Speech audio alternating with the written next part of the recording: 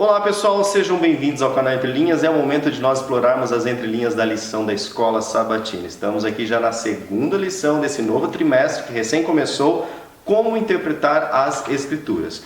Na lição passada nós vimos sobre a singularidade da Bíblia, né? Nós falamos sobre as versões, sobre como ela foi composta, e hoje nós vamos falar sobre a origem e natureza da Bíblia, mais a parte espiritual e como interpretá-la. Nós vamos trazer aqui, como sempre, o Marcos alinhando as doutrinas. Nós teremos aqui também a cada dia, na ponta da linha, que é uma frase que resume, né, o eixo central daquele dia que o autor quer nos passar. E nas entrelinhas, agora eu vou destacar para vocês o que nós temos preparado aqui, porque o nome do canal já é Entrelinhas. Nós vamos falar sobre os métodos de interpretação pardês. E aí nós vamos ver sobre as 4 dimensões desse método e como nós podemos aplicá-lo, já que no sábado o autor fala sobre os métodos de interpretação da Bíblia.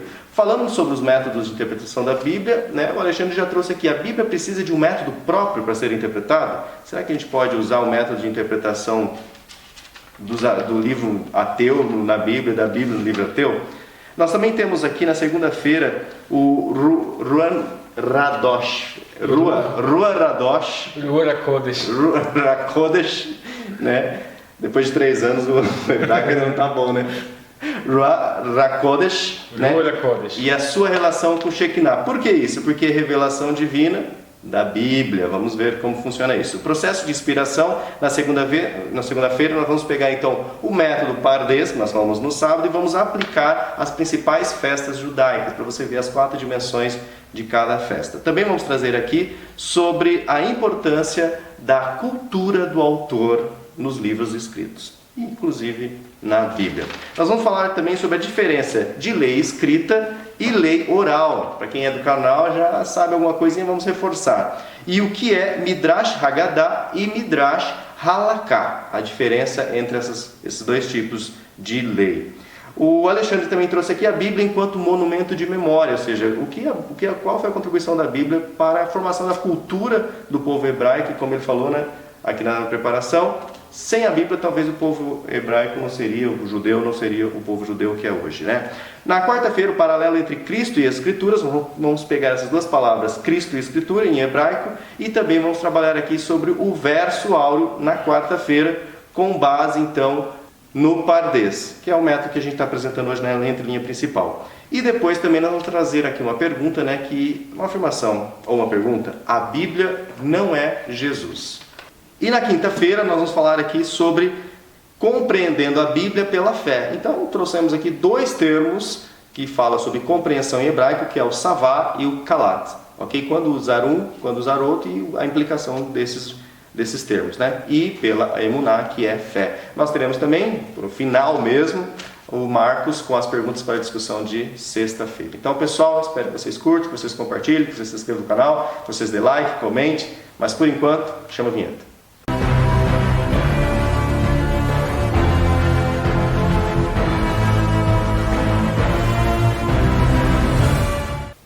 Bom pessoal, antes de nós entrarmos nas entrelinhas, vamos conhecer aqui várias pessoas novas no canal que inclusive comentaram graças à indicação de amigos, pessoal, como é importante. Eu estava conversando aqui com o pessoal, né, nessa lição, nesse trimestre, vai falar principalmente sobre a Bíblia e de uma maneira bastante profunda. Então é um momento da gente compartilhar essas lições com aqueles amigos que não são cristãos, que gostariam de conhecer a Bíblia. Então compartilhe mesmo, fala, pessoal, vai começar uma série de estudos semanal para que vocês possam conhecer sobre a Bíblia. Só a primeira lição, 2 horas e pouquinho, né? Batemos recorde? Não, Nossa. mas deu 2 horas. Só a primeira lição a gente falou muita coisa sobre a Palavra de Deus, muita informação. Para quem, né, talvez nós adventistas, já com o passar do tempo, a gente já conhece essas informações. Apesar que tivemos muitas coisas novas. Mas imagine para quem não conhece. Então, fica a dica para vocês compartilharem, né, todo esse trimestre aí, essa lição, para que seus amigos conheçam mais a Bíblia. Claro que você também vai conhecer mais, mas que você não fique só para você, que você compartilhe. Dessas pessoas que estão chegando no canal, nós queremos dar boas-vindas aqui a Sandra Dourado, né? Encontrei o canal agora no YouTube que me mandou. Aí o YouTube que mandou, mas na verdade é porque vocês curtem, vocês comentam, o YouTube então acha relevante e começa a sugerir. Por isso que a Sandra Dourado, né, recebeu esse alerta do YouTube e está aqui inscrita no canal. Joinha evangelístico. O joinha missionário. Isso aí. Valdemir Silva também, né, vou me dedicar mais nessa lição de interpretação das Escrituras, porque ele aprendeu bastante.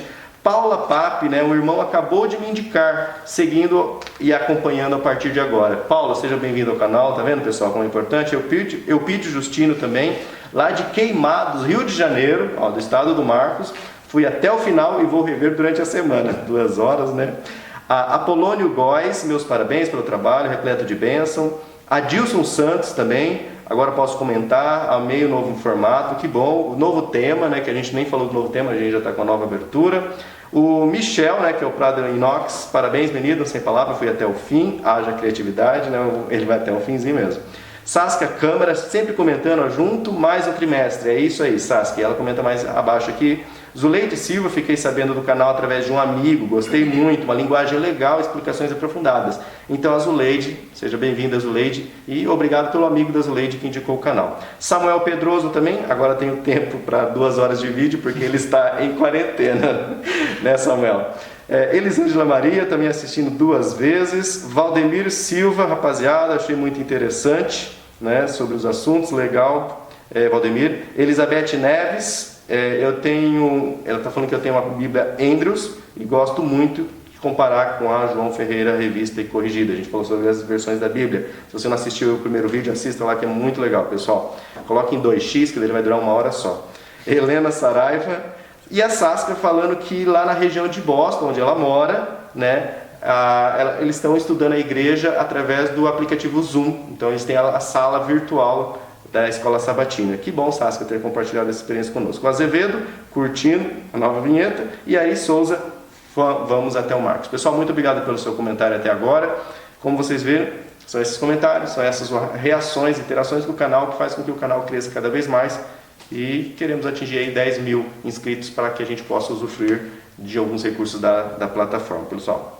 Bom, e agora, né, iniciando sim as entrelinhas aqui de sábado, vamos falar sobre o método Pardé, sobre as dimensões, vamos falar muitas coisas, mas antes, Ricardo, na ponta da linha. Isso, na ponta da linha.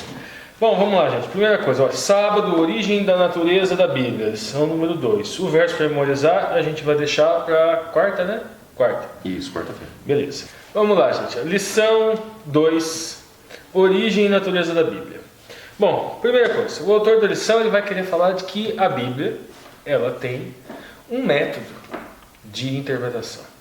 Vou deixar onde vai trazer a entrelinha logo depois, se a recíproca é verdadeira, se o inverso é verdadeiro. Em razão disso, o que o autor fala? Veja bem, gente. Semelhante às verdades espirituais da Bíblia não serem conhecidas nem entendidas por métodos ateístas que abordam a Bíblia como se Deus não existisse. Nós vamos trazer aqui a primeira entrelinha é a seguinte: um método que ele surge do judaísmo. Esse método que surge do judaísmo chama Pardés.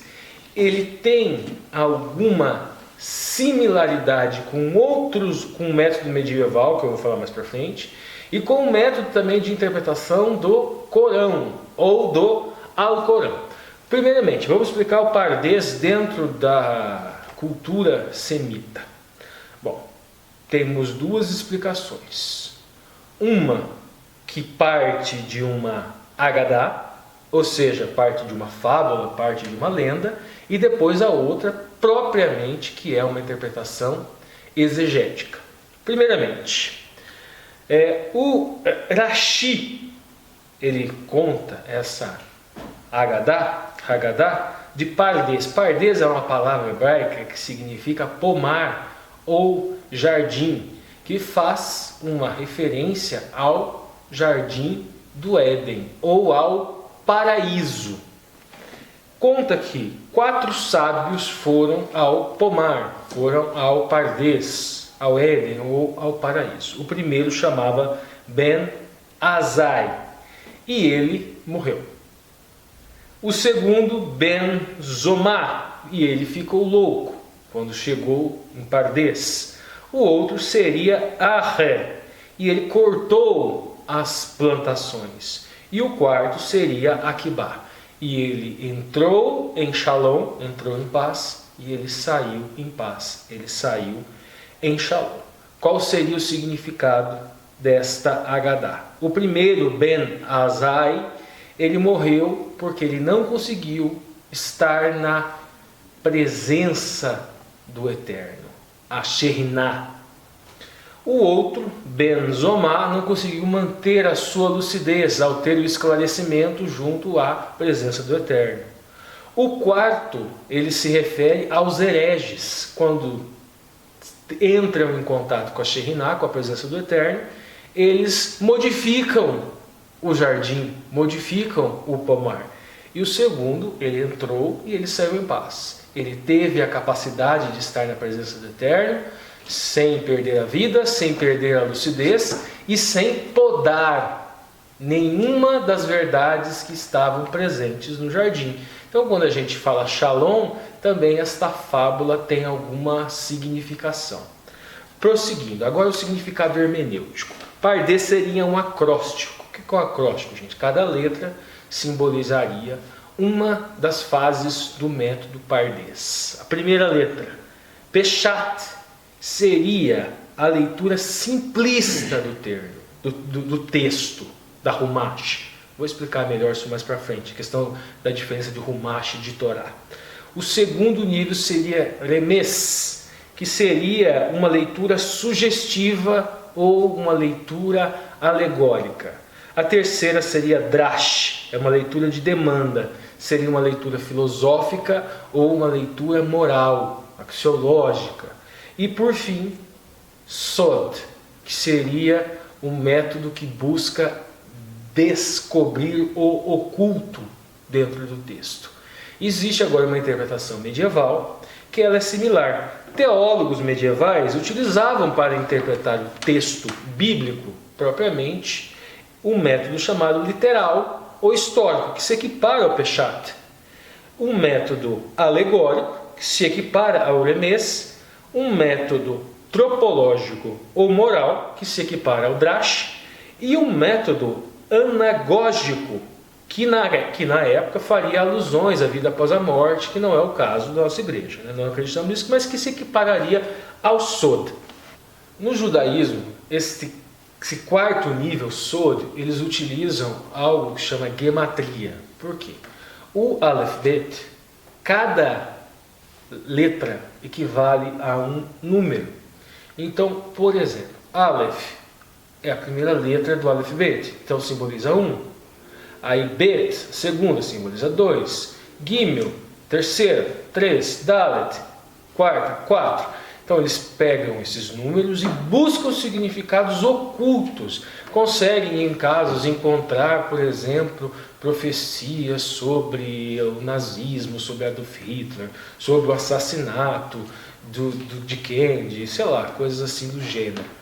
Mas além de outras coisas que a Kabbalah pode fazer, tem até coisas que ficaram meio banalizadas assim com relação a isso. Mas não é nesse sentido que nós estamos falando de utilizar o método Pardes, não. Já vocês vão entender isso dentro daquilo que a gente pode trabalhar dentro do Adventismo. Mas prosseguindo, falei do método da equiparação do Pardes à interpretação medieval, e agora eu vou falar do islamismo.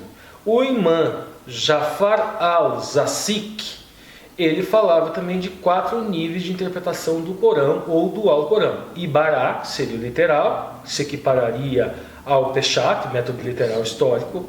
O Ishará seria alusão, que se equipararia ao Remes. O Lataif, que seria sutilezas. E o Laikai, que seria o profundo. O primeiro Ibará, ele fala que estaria acessível ao povo, a interpretação do Alcorão. O Ishará, segundo, estaria acessível à elite intelectual, vamos dizer assim. O Latif, sutilezas, aos amigos de Deus. E o Laizaik, aos profetas, que seria o profundo. Agora eu vou a título de exemplificação. Para entender essas 4 dimensões em várias culturas, vamos tentar sintetizar no exemplo. Vamos tentar sintetizar no exemplo, e vamos não só no exemplo, mas um exemplo que não seja totalmente contrário ao Adventismo, né, gente? Então vamos lá. Primeiro, Abraão e Isaac, o cordeiro que foi levado lá. Você, no método Peshat, a simplicidade, é um homem, um pai, levando um filho, para ser sacrificado, porque Deus falou para ele e ele estava obedecendo. Pronto, numa estrada, num caminho, acabou. Fim de Passou papo. pelo teste. Fim de papo, passou pelo teste e acabou. Agora, no remês, que seria alegórico, Abraão seria também uma alegoria, não que ele não existisse, mas ele seria uma alegoria do Pai. Um tipo, né? Ele, aquilo que vocês costumam escutar dentro do Adventismo como tipo e antitipo. E Isaac seria uma alegoria do filho. Alusão ao filho. Uma alusão ao filho. Então, esta história que entendemos dentro real, entendemos nós que real, ela tipificaria aquilo que Cristo iria fazer por nós. Aquele que deu o Filho unigênito para que todo aquele que nele crê não pereça, mas tenha a vida eterna. Então nós fazemos o quê? Um paralelo alegórico. Abraão, Deus o Pai, Isaac, Deus o Filho. E a terceira dimensão agora? Vamos lá. Agora a terceira dimensão, drash. É uma demanda filosófica e moral. Então o que falaria esse texto? Sobre obediência, sobre justificação, sobre submissão, sobre doação, sobre amor. Então essa seria a terceira dimensão. E agora a dimensão oculta, a dimensão será que a gente pode tocar nisso? Nós poderíamos até querer brincar com isso, mas nós falamos aqui no canal desde o começo que buscar, por exemplo, ontologias do eterno, ontologias da relação do eterno com o filho, fora de alegoria, significados ocultos, não seria incompatível com o Adventismo quando? Quando o texto é claro em dizer está enigmado. Quando isto acontece? Daniel, Apocalipse. No final do livro de Daniel fica clara a expressão do enigma. Mas apenas aí não. Linguagem profética. Todo e qualquer texto em linguagem profética, ele é enigmado. Mateus 24. Por exemplo.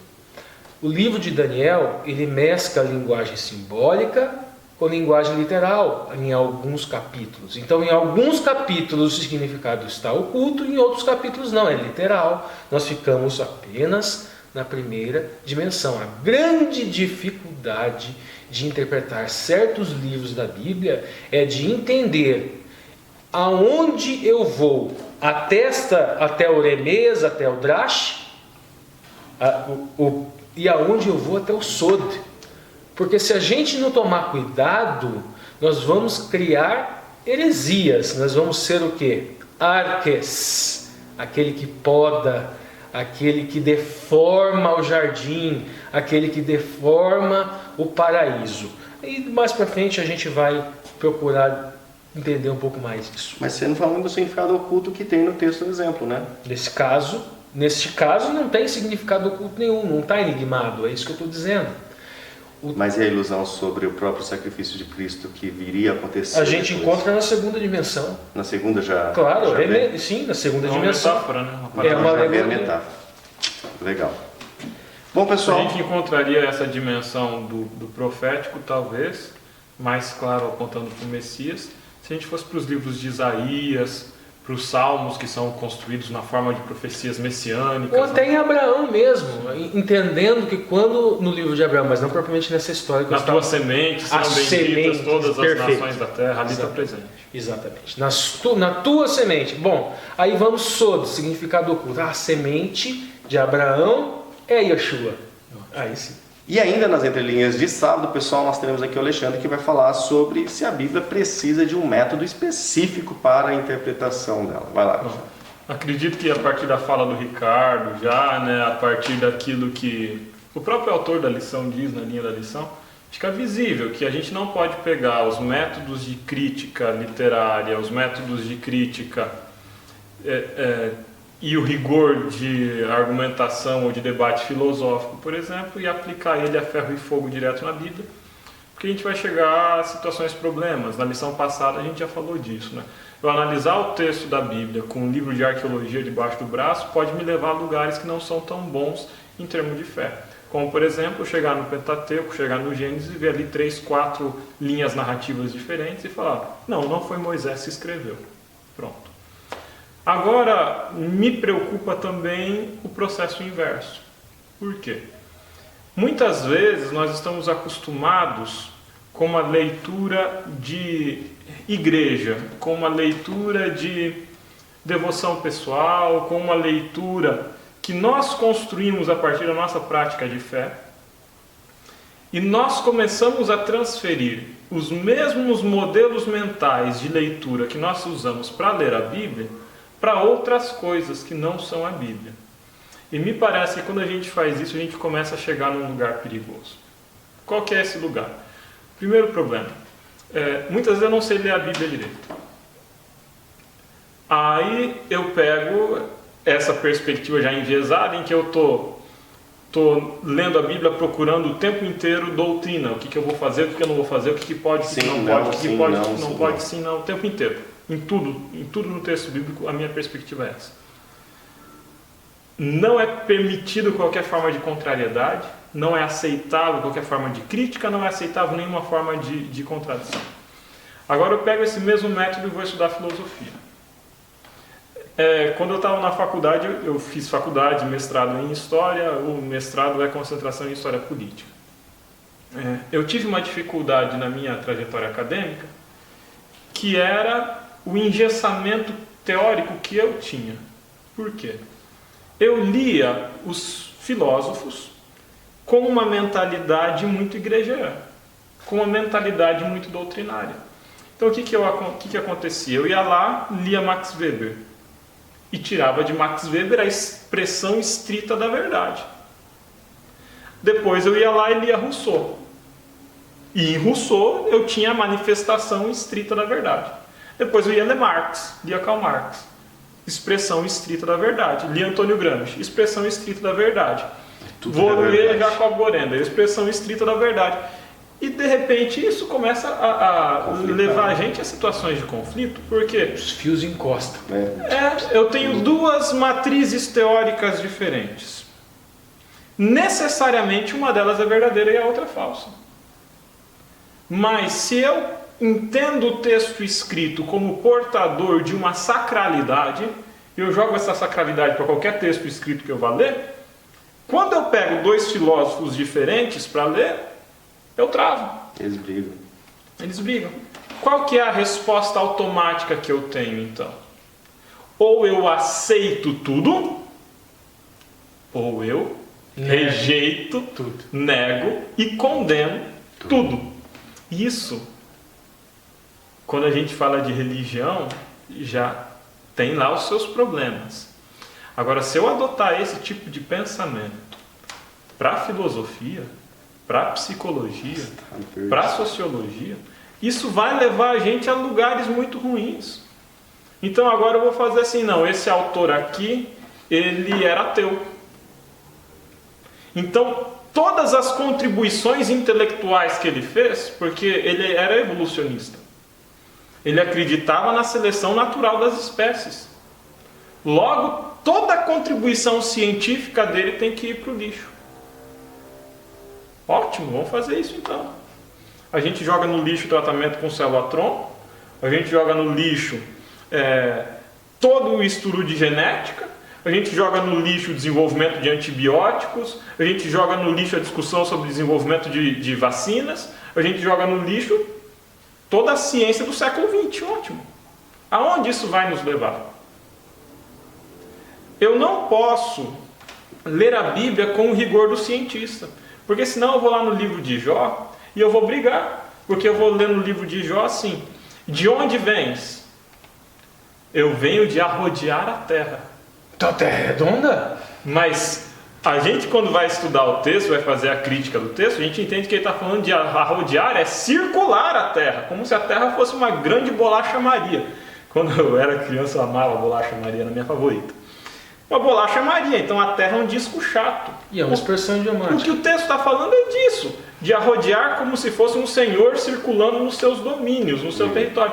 E a percepção nos tempos de Jó era que a terra era chata como uma bolacha Maria. Então eu vou lá e leio isso na Bíblia e agora eu tenho que enfiar isso à fórceps de ferro e fogo dentro da minha cosmovisão, porque eu tenho que ter uma cosmovisão bíblica, né?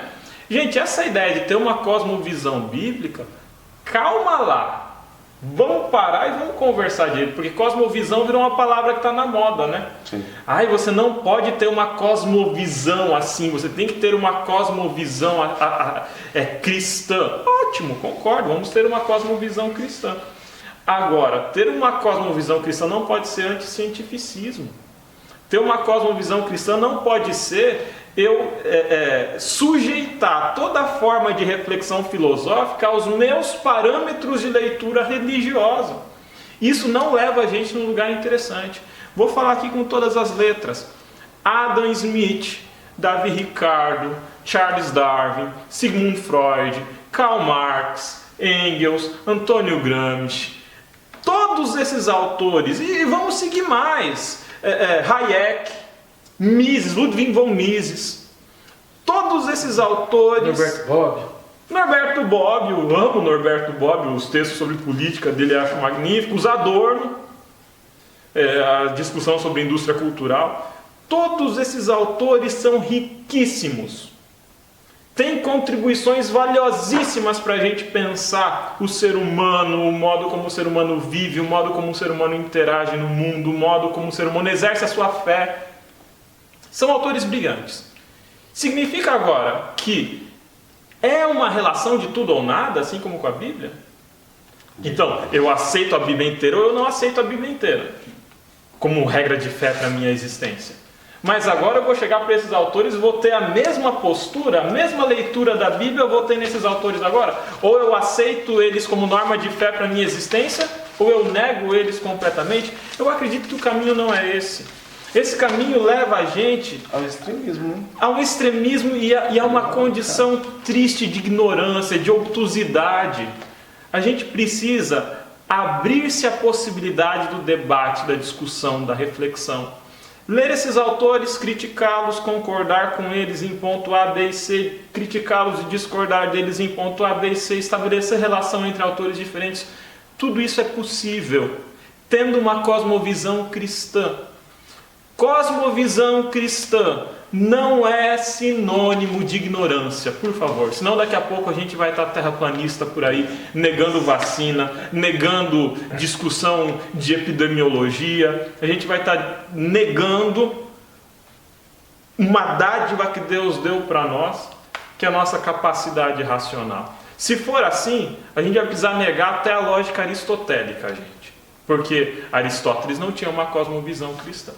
Essa falta de flexibilidade, agora você falando, me faz lembrar de muitas pessoas que conhecem a Bíblia e aí ela faz aquele giro de 180 graus e aí defende a Bíblia, dá estudo bíblico e aí de repente, quando você vê, a pessoa larga completamente a fé e vai, sabe, para o outro lado, porque talvez o que nos falta é essa flexibilidade, essa maleabilidade mental, ideológica, de falar assim, ó, eu sei trabalhar com vários pontos de vista, com pessoas que, como você falou, tem a sua contribuição, tem coisas que estão sintonizadas com aquilo que eu quero enxergar, tem coisas que não estão sintonizadas. E aí nós vamos explorar mais sobre esse assunto. Fazendo uma crítica daí, entender o que diz, quando diz, como diz, por que diz. E a gente vai ter um tema especial aqui, que é a cultura do autor, como que funciona. São princípios básicos de hermenêutica.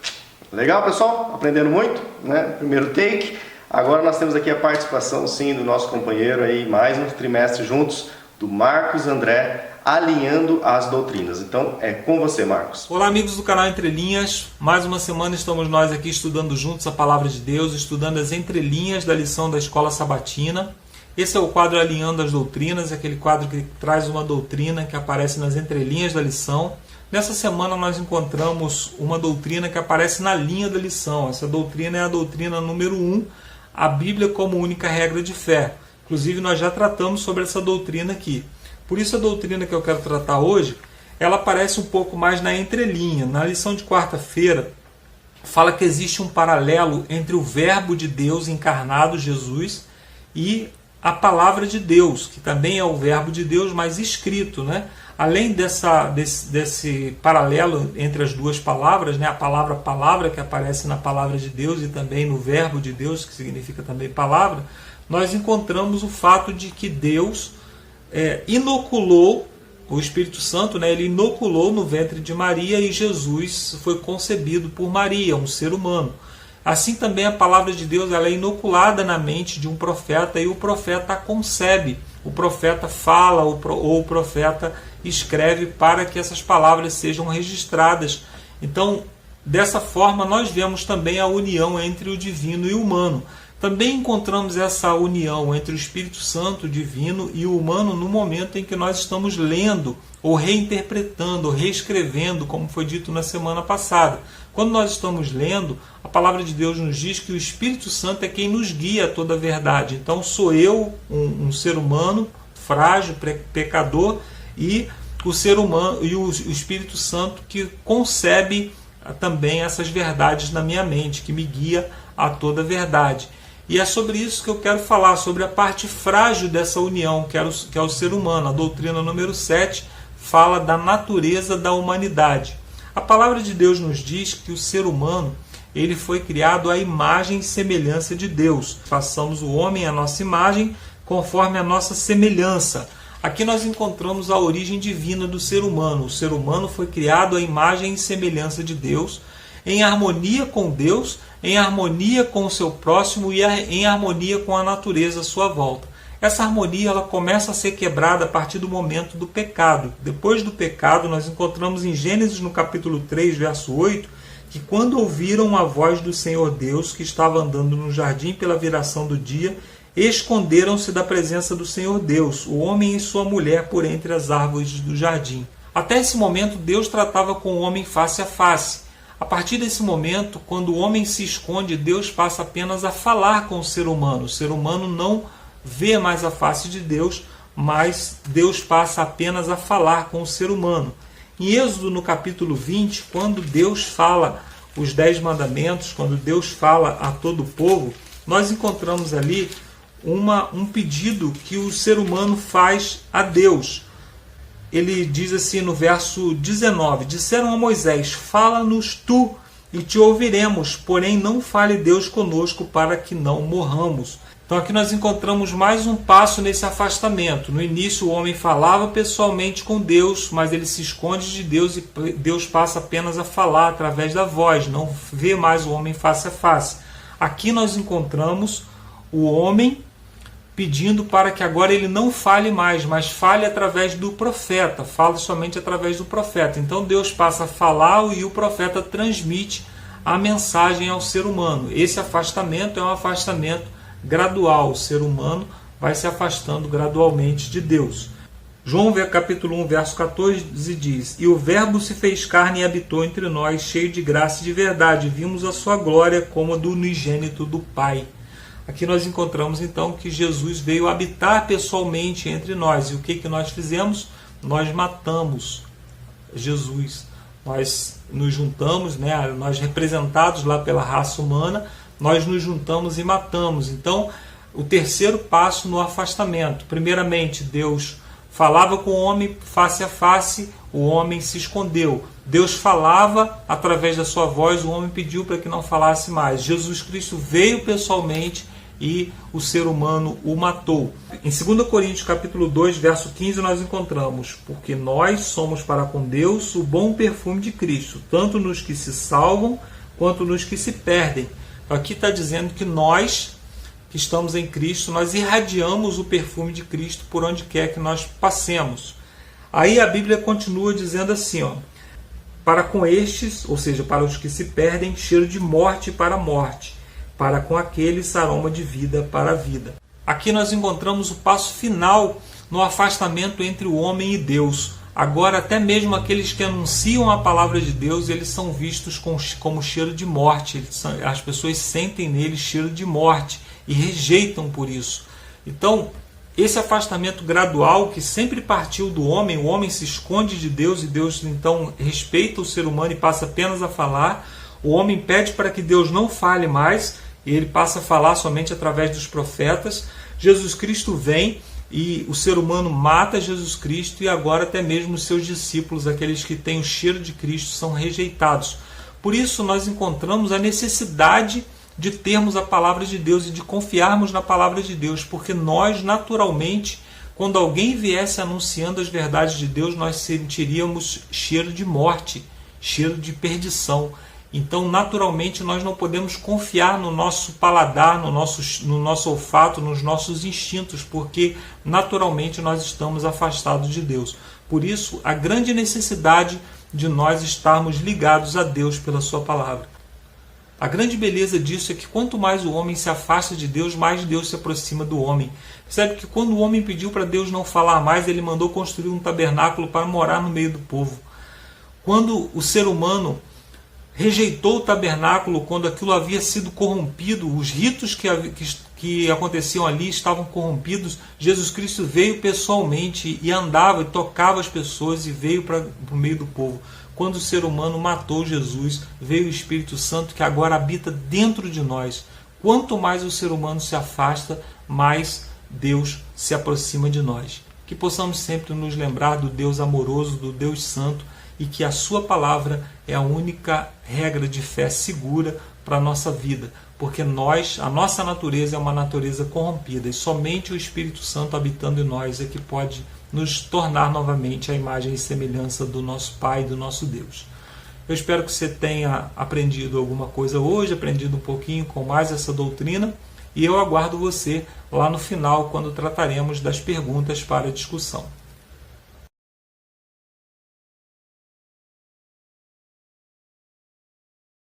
Valeu, Marcos. E seguindo agora as entrelinhas aqui, lembrando que o Marcos volta logo no finalzinho, lá na sexta-feira, nós vamos ter aqui no domingo, falando sobre a revelação divina da Bíblia. Eu me enrosquei tudo na introdução para falar o Rua e o Rakodesh, esqueci de colocar um acento aqui, e a sua relação então com o Shekinah. Então, vai lá, Ricardo. Na ponta da linha, Ricardo. Vamos lá, gente. Primeiro, lição domingo, a revelação divina. O autor da lição aqui, gente, ele fala, principalmente aqui nos terceiro parágrafo, veja bem, gente, elas também foram concedidas para fins práticos. Está falando que o texto bíblico também foi concedido para fins práticos. Veja bem, também precisamos da ajuda do Espírito Santo para aplicar em nossas vidas aquilo que o Senhor revelou. O que está se falando na lição domingo que se relaciona com a nossa entrelinha de sábado? Que dimensão seria que é essa, gente? É a dimensão Drash. Lembra? Vamos recapitular, gente. Olha só. Peshat, literal. Revelação literal, tudo bem. Remes, alegórica. E a Drash, filosófica, ou moral, ou ética. É aquilo que eu, enquanto indivíduo, devo fazer. Como eu devo me comportar na sociedade? Qual é o padrão moral aceitável? Qual é o padrão moral ao qual eu preciso introjetar dentro de mim? O autor da lição, ele trabalha muito isso. Mas também nós encontramos aqui abaixo uma referência a um texto. Amós 3,7, está escrito o quê? Certamente o Senhor Deus não fará coisa alguma sem primeiro revelar o seu segredo aos seus servos, os profetas.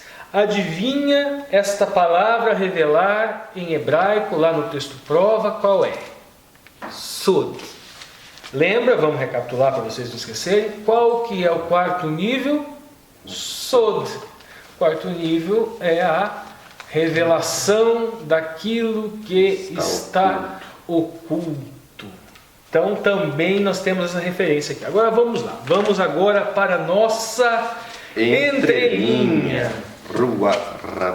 Kodesh, o Espírito de Santidade. A expressão hebraica Rua, nós encontramos ela primeiramente ligada a homens.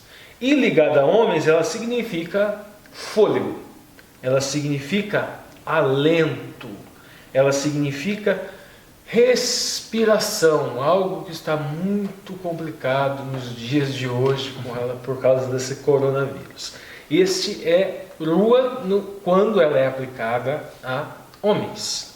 Eu estou pensando aqui na minha cabeça só a King James, que é o Holy Ghost.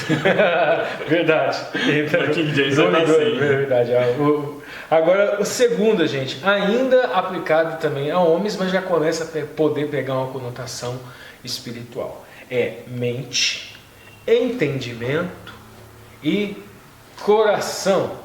Então nós encontramos também nas Escrituras esse tipo de coisa. Nós encontramos um Ruach HaKodesh, agora o Espírito de Santidade, quando agora ele interage com o homem. E o que ele faz, gente?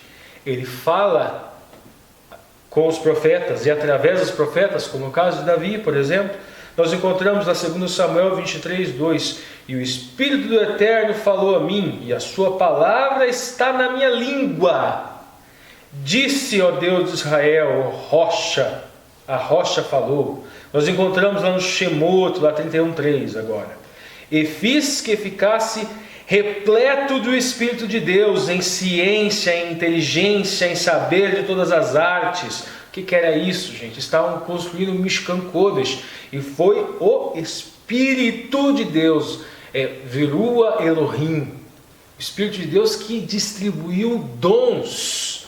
Nós vemos lá ainda em Números 11, 25, e o Eterno apareceu na nuvem e falou-lhe, e tirou do Espírito que estava sobre ele e o pôs sobre os 70 anciãos, e assim passou sobre eles o Espírito.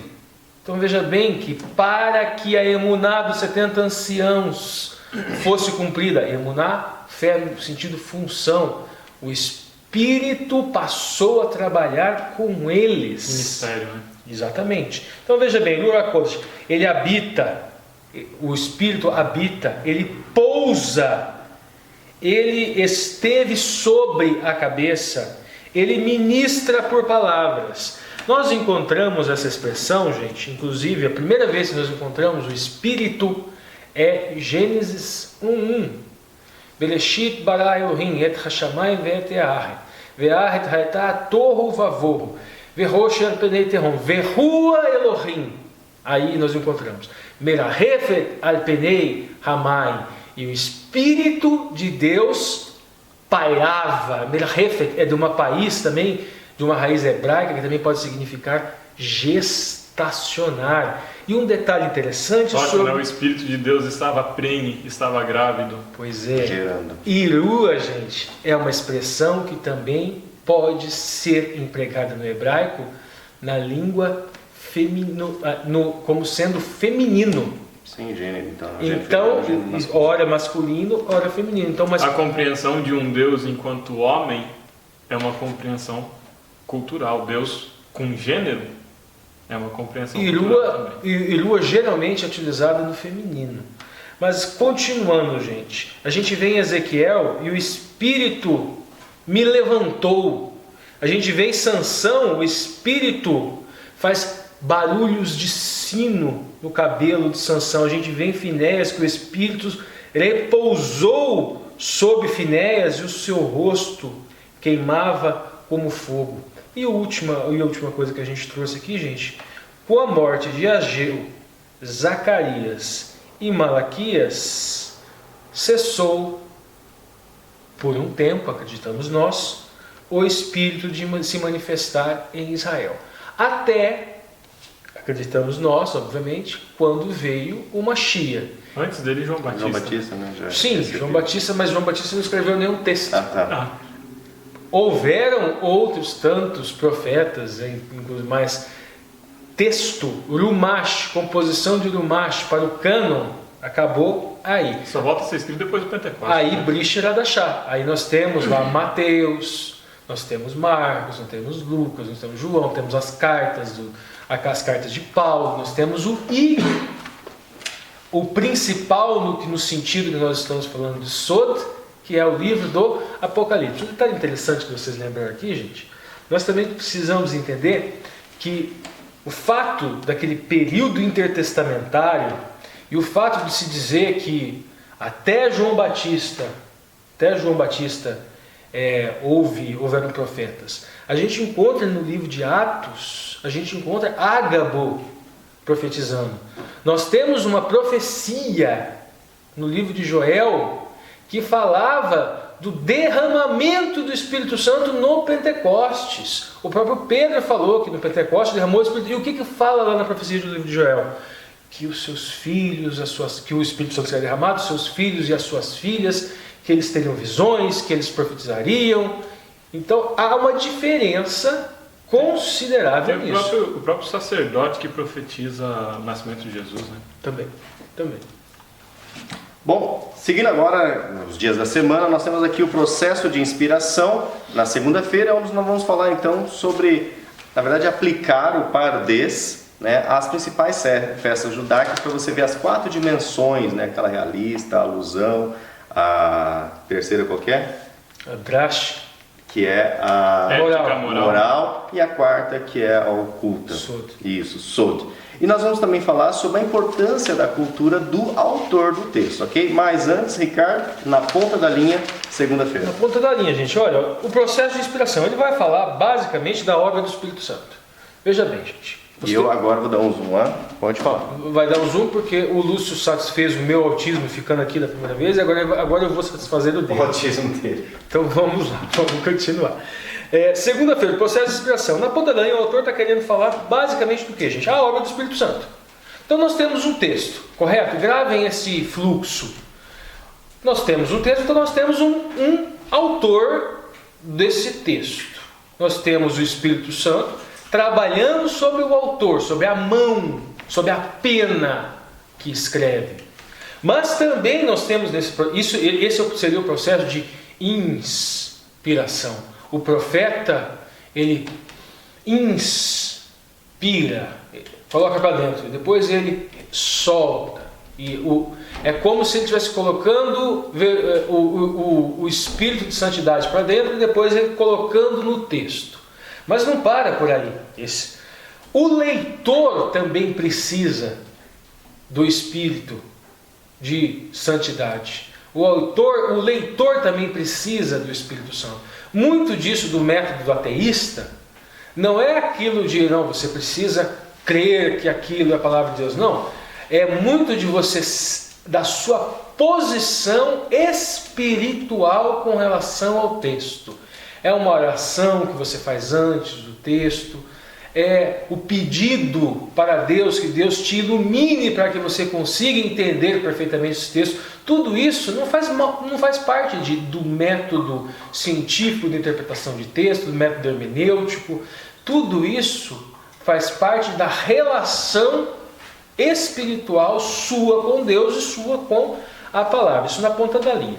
Agora a gente tem a questão aqui das festas. O autor fala, a Bíblia encontra seu cumprimento em Cristo. Por exemplo, as festas hebraicas e o serviço levítico. O que nós vamos fazer aqui então de entrelinha, gente, nesse processo de inspiração, nessa segunda-feira? Nós vamos pegar as 7 festas encontradas no Vaikra, encontradas no livro de Levíticos, e vamos fazer esta interpretação pardês, deixando bem claro que essa interpretação pardês, hoje, ela não é feita como nós vamos fazer assim. Nós fizemos adaptações a este método para que ele pudesse ser utilizado dentro, obviamente, do meio adventista. Nós não vamos utilizar Cabalá para interpretar texto. Nós não vamos utilizar Gematria para interpretar texto. Não vamos fazer isso. Mas vamos lá. Então, primeiro, gente, Peshat. O método... vamos lá. Primeira festa. Primeira festa é Pessah. É a festa de Páscoa. E agora vamos lá. Primeiro nível do pardês. Peshat, que seria o literal. Páscoa, no sentido literal, nós encontramos no Vaikra e analisamos os serviços levíticos. Tem o cordeiro pascal que é morto. Dentro desta linha literal, eles iam lá, sacrificavam o cordeiro, matavam o animal Pronto, fim, resolvido, parou aí. Literal. Mas, vamos para a segunda, remes, alegórico. Esse cordeiro pascal simboliza aquele sangue de cordeiro que foi aspergido no umbral das casas para que o anjo da morte não entrasse e matasse os primogênitos. Drash, qual seria a aplicação moral? Obediência. E Sod,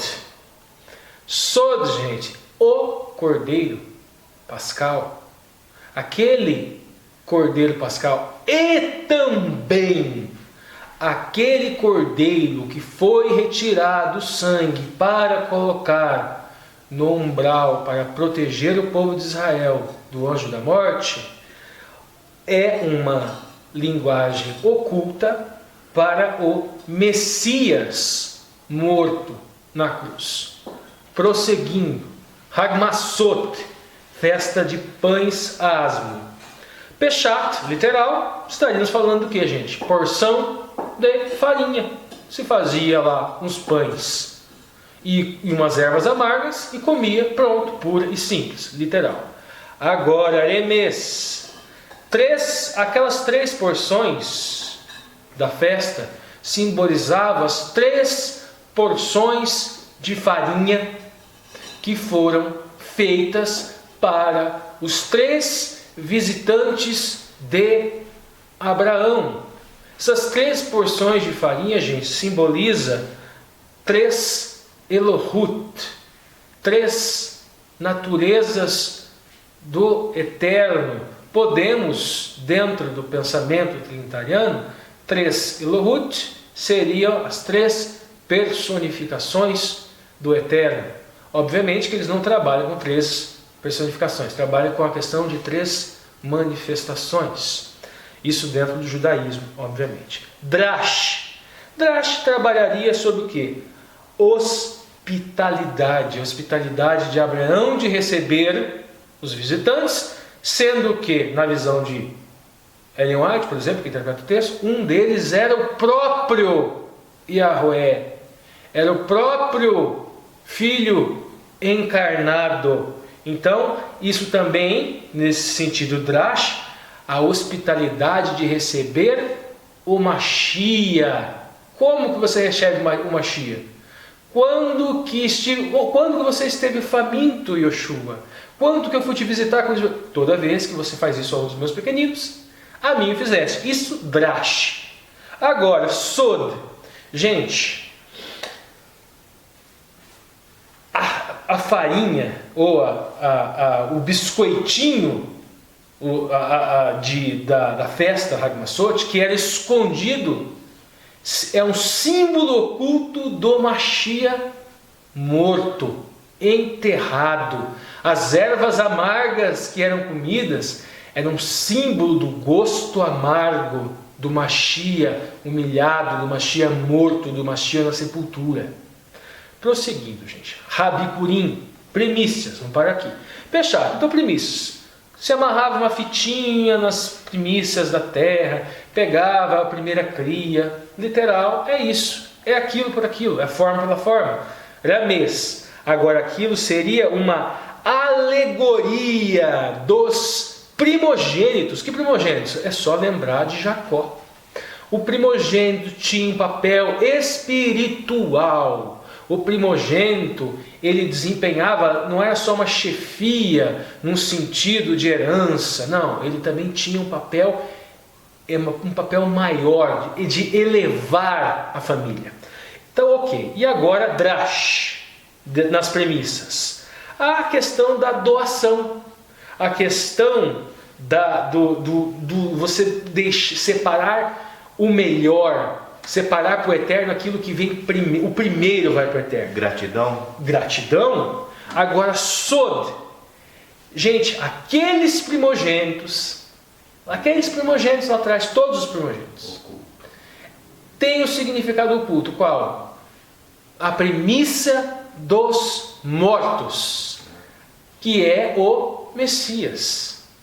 ele é o principal dos mortos. É por ele que não haverão mais mortos. É por ele que os mortos irão ressuscitar por causa dele. Isso, terceira festa. Agora vamos para a quarta.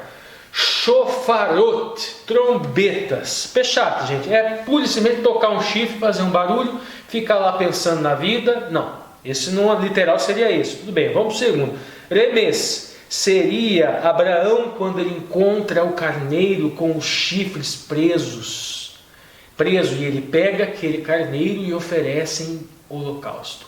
Corban olá, aproximação para com o Eterno. A trombeta, o shofar, não era música, não, tinha vários sentidos. Era para reunir a congregação, é para que eles se organizassem para a guerra, era para que eles se organizassem para as festas, inclusive para as festas religiosas. Mas esta festa, principalmente, era uma festa, agora vamos para a terceira dimensão, drash, era um chamado para o arrependimento. E não é à toa que essa festa está localizada aqui, porque a próxima festa é dia da expiação, é Yom Kippur. Pechat, gente, pura e simplesmente serviço sacerdotal.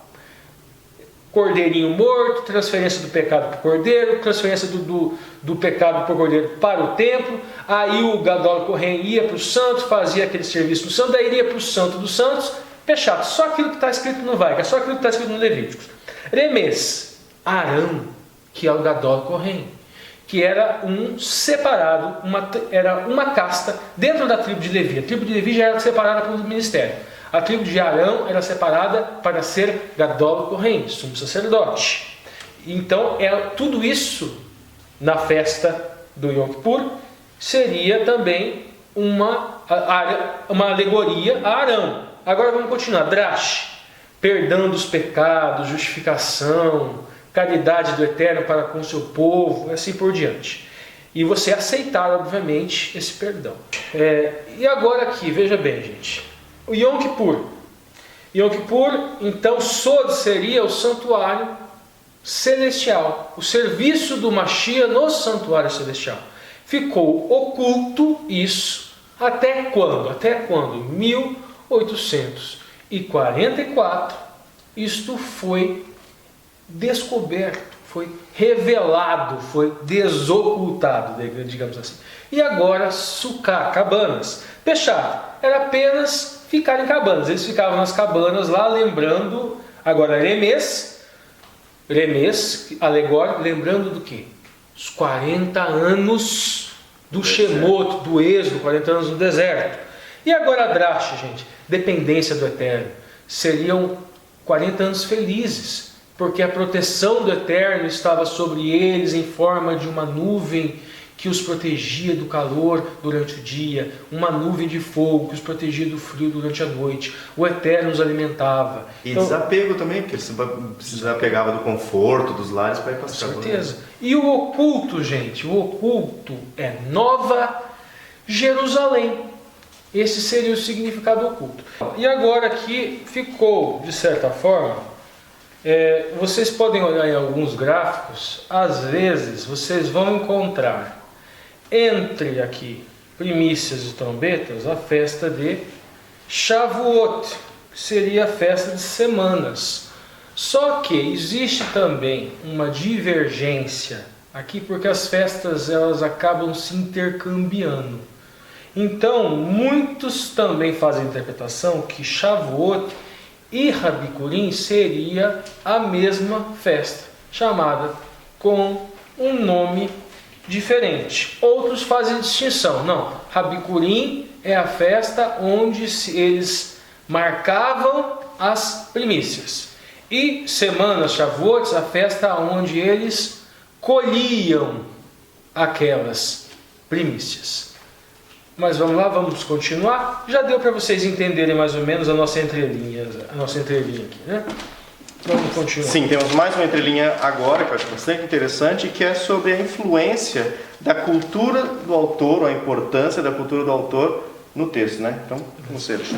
Não só a cultura do autor, né? Como também a cultura do emissor. Do emissor não, do emissário, né? porque nós temos aqui, na narrativa da lição, Deus como autor, tem um destinatário, que é a pessoa que vai receber essa mensagem imediata ali, a pessoa do tempo, para quem a Bíblia está sendo escrita no imediato, e a figura do profeta, o homem santo da parte de Deus que fala. Então tem esse aspecto tríplice aí. Eu falei uma fala, não sei se alguém deixou despercebido ou se percebeu, uma fala que foi muito provocativa no dia anterior aqui da lição. Quando nós falamos, o Ricardo estava falando sobre o espírito, né? E a figura de um espírito pairando prenhe por sobre as faces do abismo, né? Então, o espírito grávido da criação. E aí eu falei assim, que Deus não tem gênero.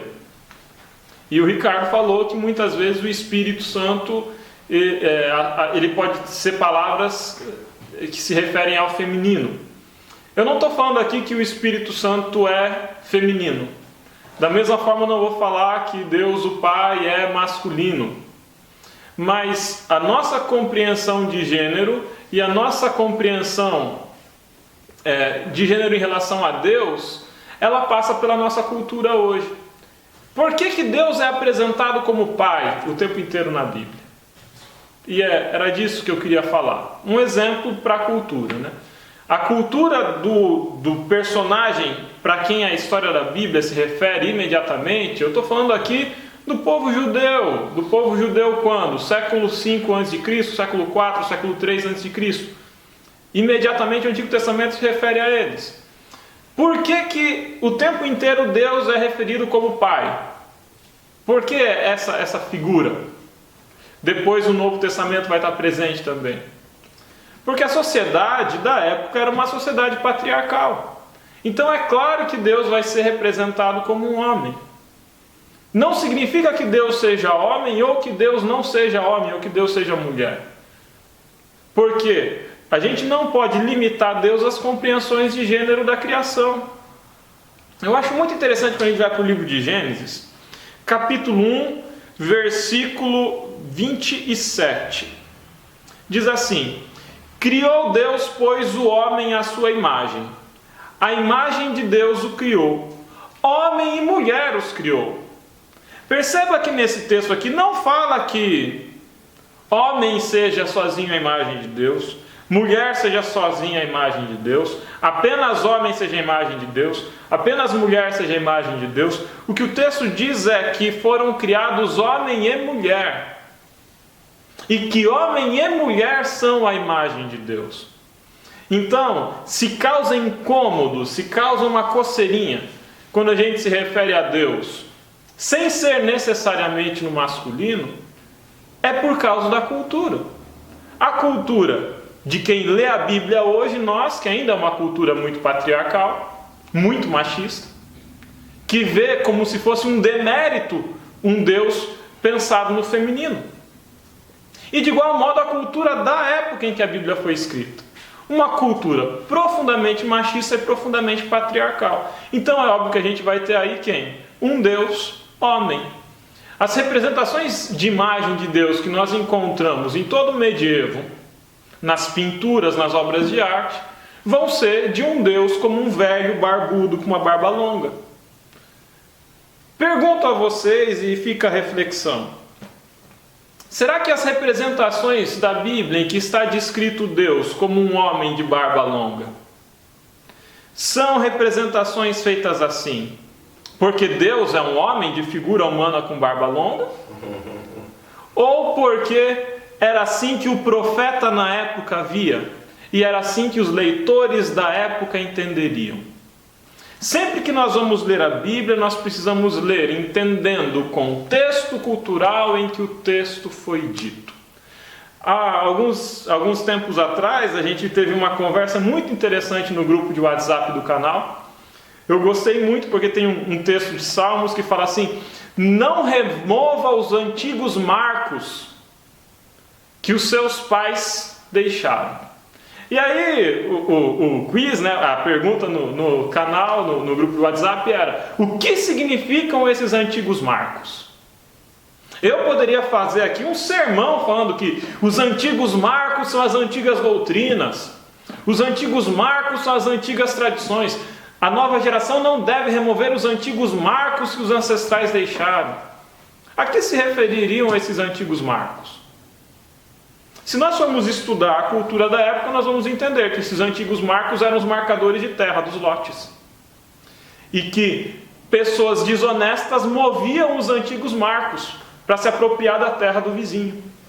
Então, a advertência de Deus era para ser justo. Não remova os antigos marcos, não faça grilagem de terra, se a gente fosse dizer hoje. Não avance a sua cerca sobre o terreno do vizinho, se a gente fosse dizer hoje.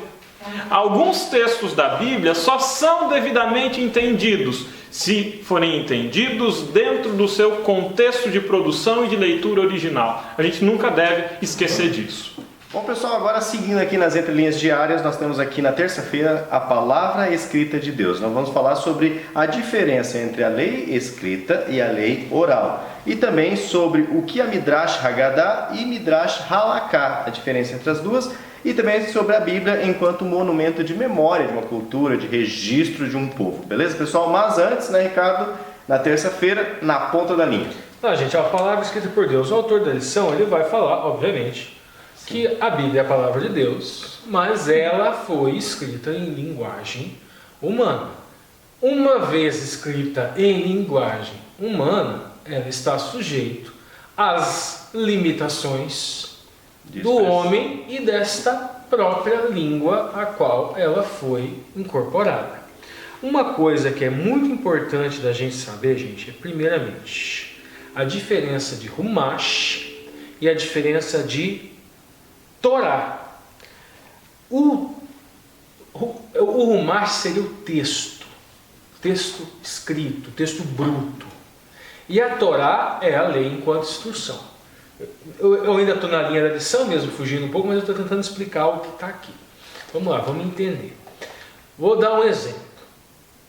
O Aseret Hadebrot, os 10 ditos do Eterno, eles foram dados à humanidade, eles passaram a existir só no Sinai. A Torá passou a existir só no Sinai. Não, gente. A Humash, o texto. A Torá, ela existe não só antes do Sinai. A Torá, ela existe antes do Éden. A Torá é lei enquanto instrução. A instrução de Deus, ela existe desde que existem pessoas inteligentes criadas por Ele no universo. Ele não deixou nenhum ser criado sem uma instrução, sem uma Torá, sem uma lei enquanto instrução. Então significa que os 10 mandamentos, tem 10 mandamentos em pedra lá no planeta X, beta, Y, gama. Escrito ainda em hebraico. Escrito em hebraico, exatamente. Ótimo, porque a linguagem antes da Torre de Babel era o hebraico. Tem que ser, né? Então, provavelmente a linguagem antes...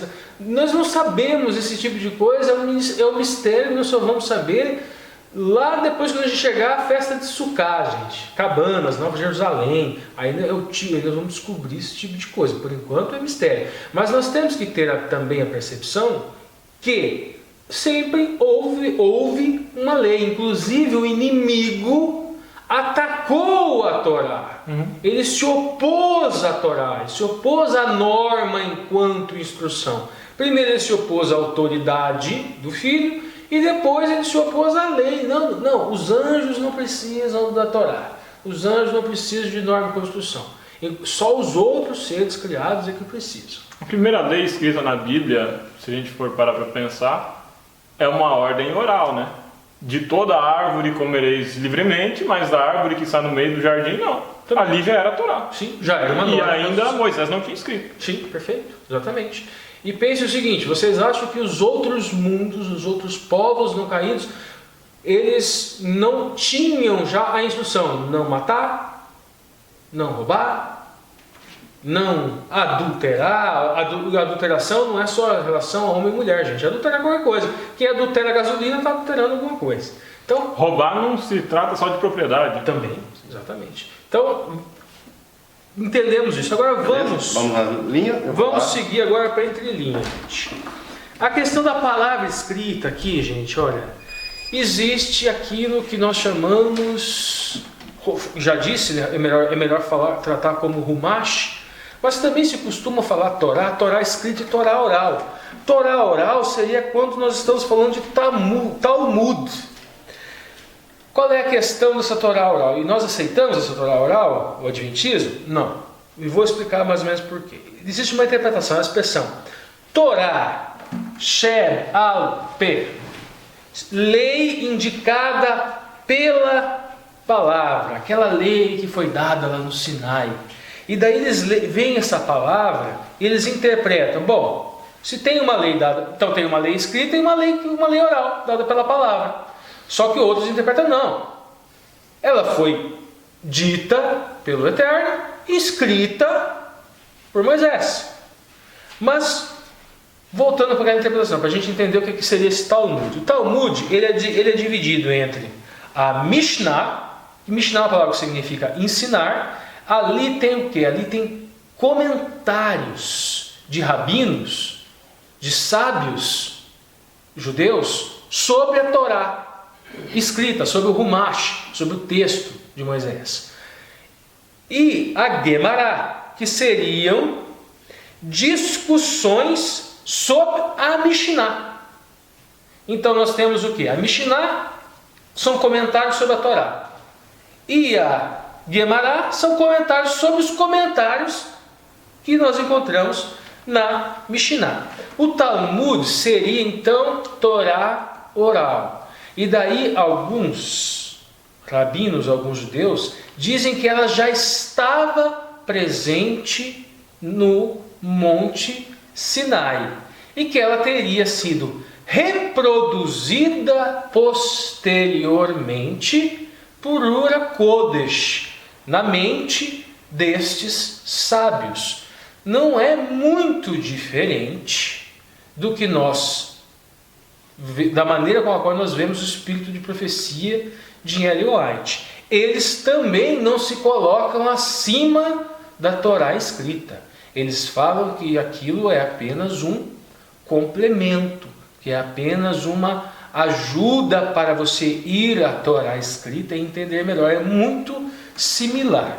Tem duas características nesta Torá oral. A primeira são os halakhikas, que vem de halaká.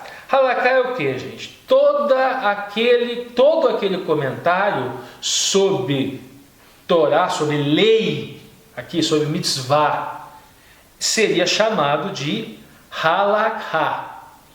E aquilo que não era, que é conteúdo não legalístico, é chamado de Haggadah, que seriam os Hagatikas, os comentários Hagatikas. Veja bem, a palavra halagá, ela vem, agora um detalhe, entrelinha da entrelinha, ela vem da expressão hebraica halak, que significa andar, ir ou caminho. Então, os sábios daquela época entendiam que a halaká era o caminho, ou seja, a lei era o caminho. Só que eles estavam de todos errados.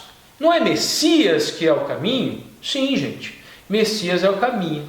Só que o Messias cumpriu toda a lei. Messias é o Cordeiro morto. O pecador transfere o pecado para o Cordeiro. O pecador transfere o pecado para o Messias, para Yeshua. Esse pecado, o Gadol Kohen faz o serviço no Mishkan Kodesh. Messias é o Gadol Kohen celestial, do Mishkan Kodesh, celestial, do Mishkan Kodesh Shammai, do céu. Então, existe aí uma questão de que o Mashiach cumpre plenamente a lei, por isso que ele é o caminho. Isso dentro da nossa interpretação, não é a interpretação deles, tá, gente? Agora, a questão de Midrash, gente, Midrash Halaká seriam discussões sobre a lei, então são discussões éticas. históricas, exegéticas ou homiléticas. E Midrash, Agadá, são discussões não legais. Qual é a relevância disso para nós interpretarmos a Bíblia hoje? Vamos lá, gente. Nós vemos, por exemplo, vamos começar pelo Gênesis, Adão e Eva, e depois vamos passar por Daniel. Judeus, inclusive, eles entendem que o Éden não é literal. Que o Éden é uma Midrash Haggadah, que tudo aquilo é alegoria, que a árvore do conhecimento do bem e do mal é uma alegoria. Inclusive, Zohar, Kabbalah, faz uma interpretação completamente diferente do começo da criação do homem. As Sefirot, se você for analisar cada uma das Sefirot, isso aí nós já estamos falando já agora de judaísmo místico. Cada uma das Sefirot, se você for estudar, ela é um elemento que nós, adventistas, que nós cristãos, atribuímos ao Mashiach. Nós atribuímos ao Messias. Então a escola mística judaica, ela trabalha com conceitos de místicos, de conhecimento, de elevação do homem, que nós estudamos no Mashiach. Agora, veja bem. Então, voltando àquele assunto que eu falei lá de você olhar a criação do homem como sendo uma Agadá. O livro de Daniel, quando os judeus vão estudar o livro de Daniel na cova dos leões, ele fala que é uma Agadá, que é uma parábola, que é uma história, que é uma simples alegoria, não que é uma história com conotação alegórica, é diferente. Então veja bem, quando nós falamos Abraão, Isaac, quando nós falamos que eles seriam alegorias, nós não estamos negando que eles eram literais. Agora, se eu falo que Abraão e Isaac é uma Haggadah, eu estou falando que eles não existiram. Se eu falo que Adão e Eva é uma Haggadah, eu estou falando que eles não existiram. Estou falando que o texto é uma história, uma alegoria, uma ficção, uma fábula. Este tipo de pensamento, nós, dentro do Adventismo, nós não entendemos. Nós entendemos que aquilo são histórias reais, que nós podemos aplicar uma interpretação alegórica nelas e tirar, obviamente, dela significados mais elevados.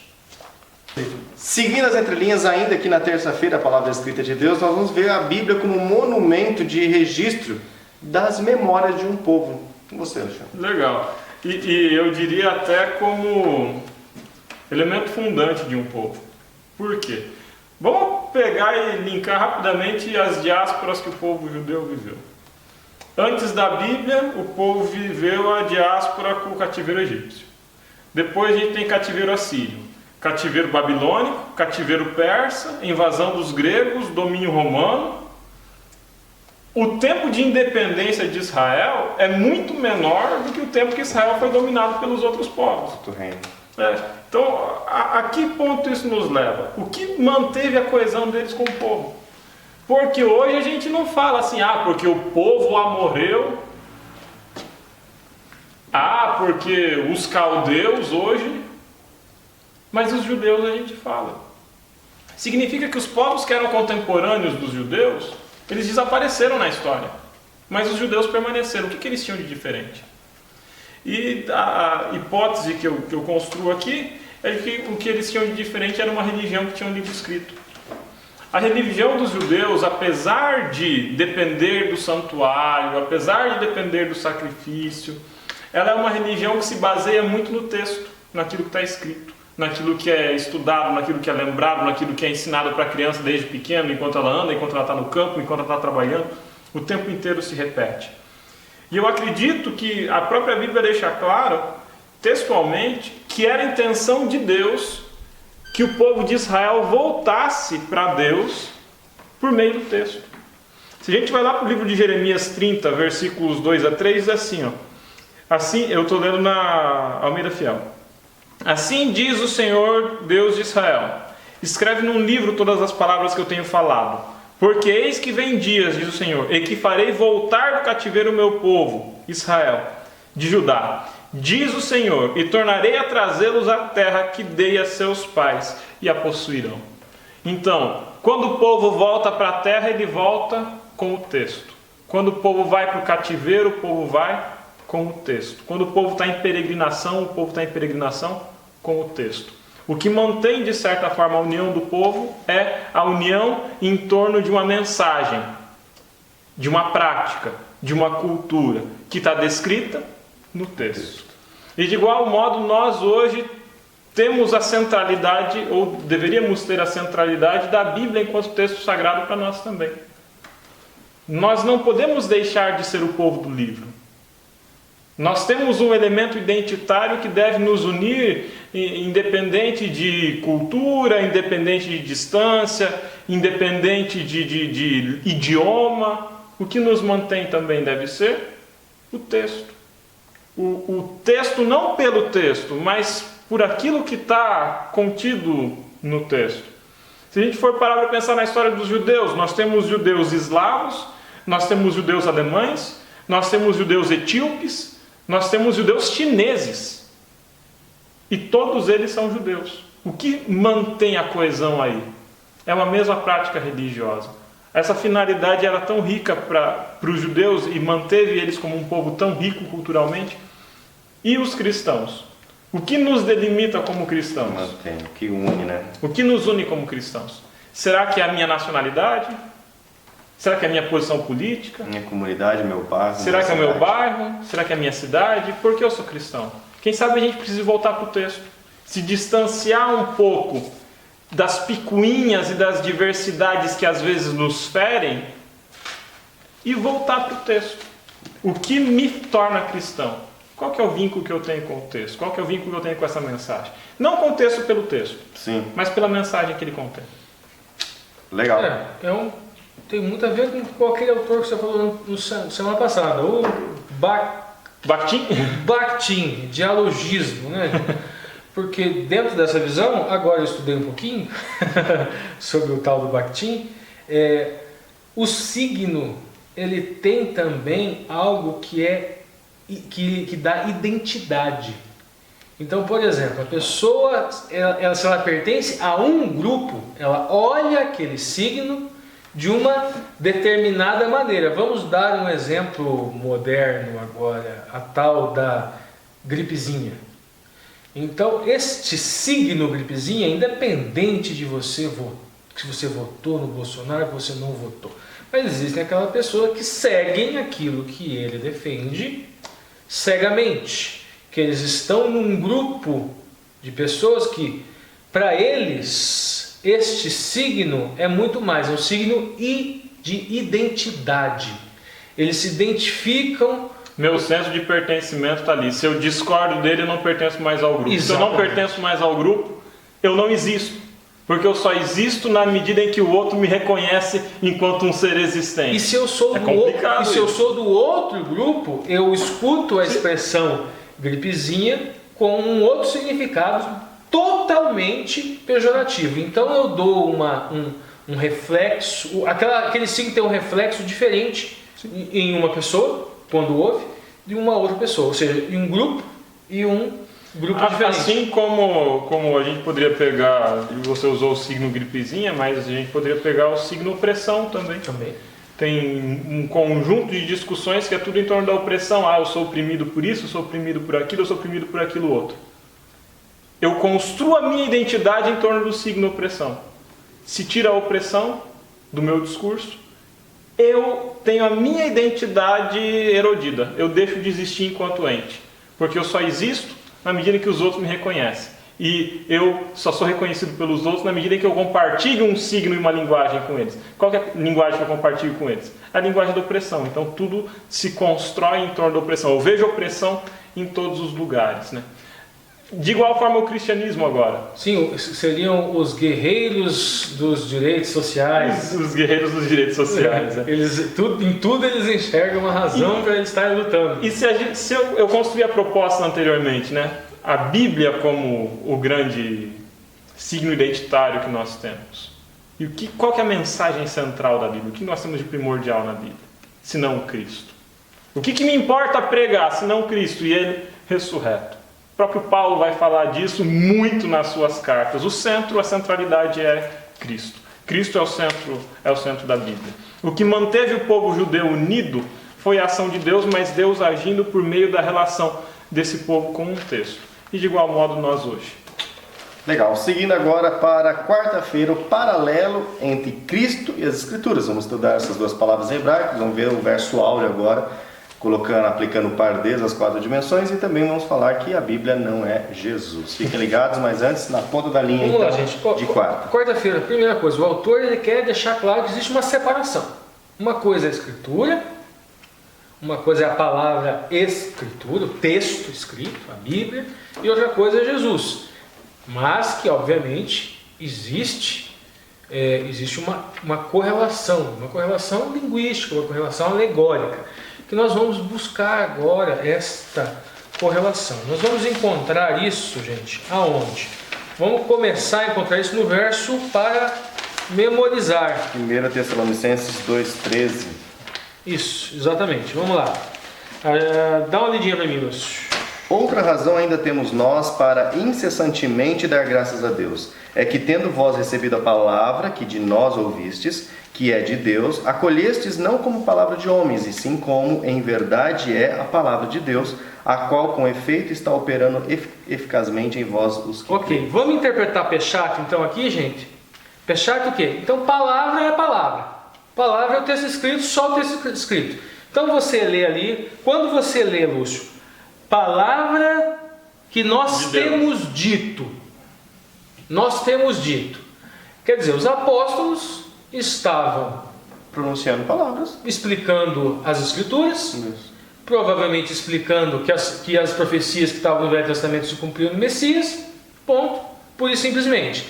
E as outras pessoas estavam identificando aquilo como palavra de Deus, no sentido de que eles eram inspirados por Deus e aquilo que eles estavam dizendo era verdade, porque eles enxergavam a correlação entre as profecias que eles estavam explicando do Velho Testamento com o que aconteceu com o Messias. A mensagem vinha de Deus. A mensagem vinha de Deus, seria essa palavra de Deus. Fechado.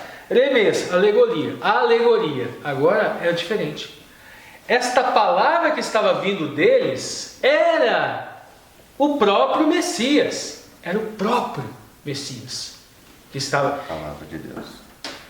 Eles eram homens, mas essa palavra de Deus que vinha deles era o próprio Messias. Mas em que sentido que era o próprio Messias? Vamos lá, drash. Drash, então, no sentido de mudança. Por quê? Uma coisa era o macho, uma coisa é o texto, outra coisa é a Torá enquanto instrução, já falamos. Eles estavam explicando, só texto? Não, eles estavam explicando a Torá enquanto instrução.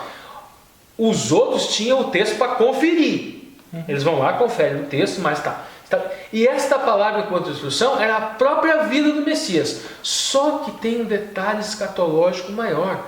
Porque o Messias é a palavra em mim, então ele me muda, ele me modifica. Percebam aí o Remes e o Drash? Ou seja, a alegoria e a aplicação ética moral. Eu estou pensando aqui no eu sou o caminho, a verdade e a vida. Sim, Ninguém vem ao Pai senão por mim. E por que ele é o caminho, a verdade e a vida? Por que ele é a palavra? Aquilo que o apóstolo Paulo explica muito bem no livro de Romanos. Para eu sanar o conflito da carne e a lei do pecado, e o Espírito e a lei do Espírito, a lei de Deus, só tem um jeito.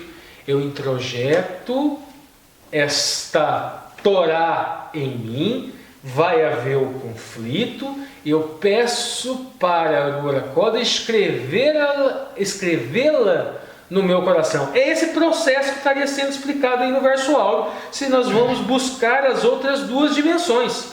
Remes, que seria alegórico, ou seja, é Cristo, porque olha o finalzinho do verso, lê o finalzinho do verso. Que diz assim, a qual com efeito está operando eficaz entre vós, os que credes, que em verdade... Operando eficaz como? Operando eficaz aceitação, mudança de caráter, se adaptando àquele caráter do Mashiach. Está tendo transformação. Havendo transformação. Significado oculto. Sod. Não há enigma nisso. Não há enigma nenhum no Evangelho. A boa nova, gente, ela é fácil. A boa nova é para todos entenderem. E por que a boa nova ela não é oculta? Porque ela diz respeito à vida ou morte. Ela diz respeito à sua salvação. Deus não ia colocar uma mensagem dessa em código, oculta, correndo o risco de alguém não interpretar porque não é profeta. Então nós não chegamos a Sod, acreditamos nós aqui, neste tipo de mensagem. Agora vamos a João 1,14. Explicamos na semana passada. No princípio era o Verbo, e o Verbo estava com Deus, e o Verbo era Deus, e ele estava no princípio com Deus. Depois o 1,14. O Verbo se fez carne e habitou entre nós, cheio de graça e de verdade. Peshat. Puro e simples, assim, no princípio era o Verbo. Nós sabemos que este Verbo aqui é Yoshua, por causa do quê? Do verso 14. E o Verbo se fez carne e habitou entre nós, cheio de graça e verdade. Então nós vamos lá, veja como o Evangelho é mais simples, né, gente?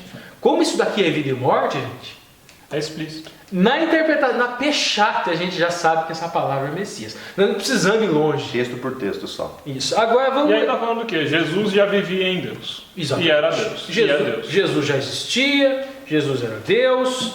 Tá. E ele se fez carne. Agora, Remes, alegoria. Alegoricamente, Yoshua HaMashiach é Menra. O que é isso? Menra é aramaico. E quais são os jogos de linguagem que nós encontramos no aramaico? No Targum, gente. O Targum existia antes de Cristo, inclusive. Nós temos, obviamente, achados que são posteriores. Códex vem depois. Mas já, como a gente sabe que tem referências do Targum anteriores ao que foi encontrado arqueologicamente. Mas tudo bem. O Targum faz um jogo de linguagem, falamos na semana passada, quem quiser assistir lá, tá? Não vamos entrar em maiores detalhes, é rápido. Sim. Menra é Yahué. Nós citamos as passagens do Targum, onde ele pega o texto hebraico e ele utiliza um jogo de linguagem utilizando Menra, palavra. Porque para os semitas, palavra é muito mais do que rumash, texto. Palavra é substância, é natureza, é essência, é algo efetivamente fenomenológico. E o Mashiach seria esse fenômeno. Então, no princípio, e daí nós vamos. Era o Logos, Menra em hebraico, em aramaico. Vamos agora fazer a mesma coisa no hebraico. Omer, palavra. Vai Omer Elohim, e disse Deus. E Yehi Or, haja luz. Vai Ri Or, e houve luz. E toda semana da criação.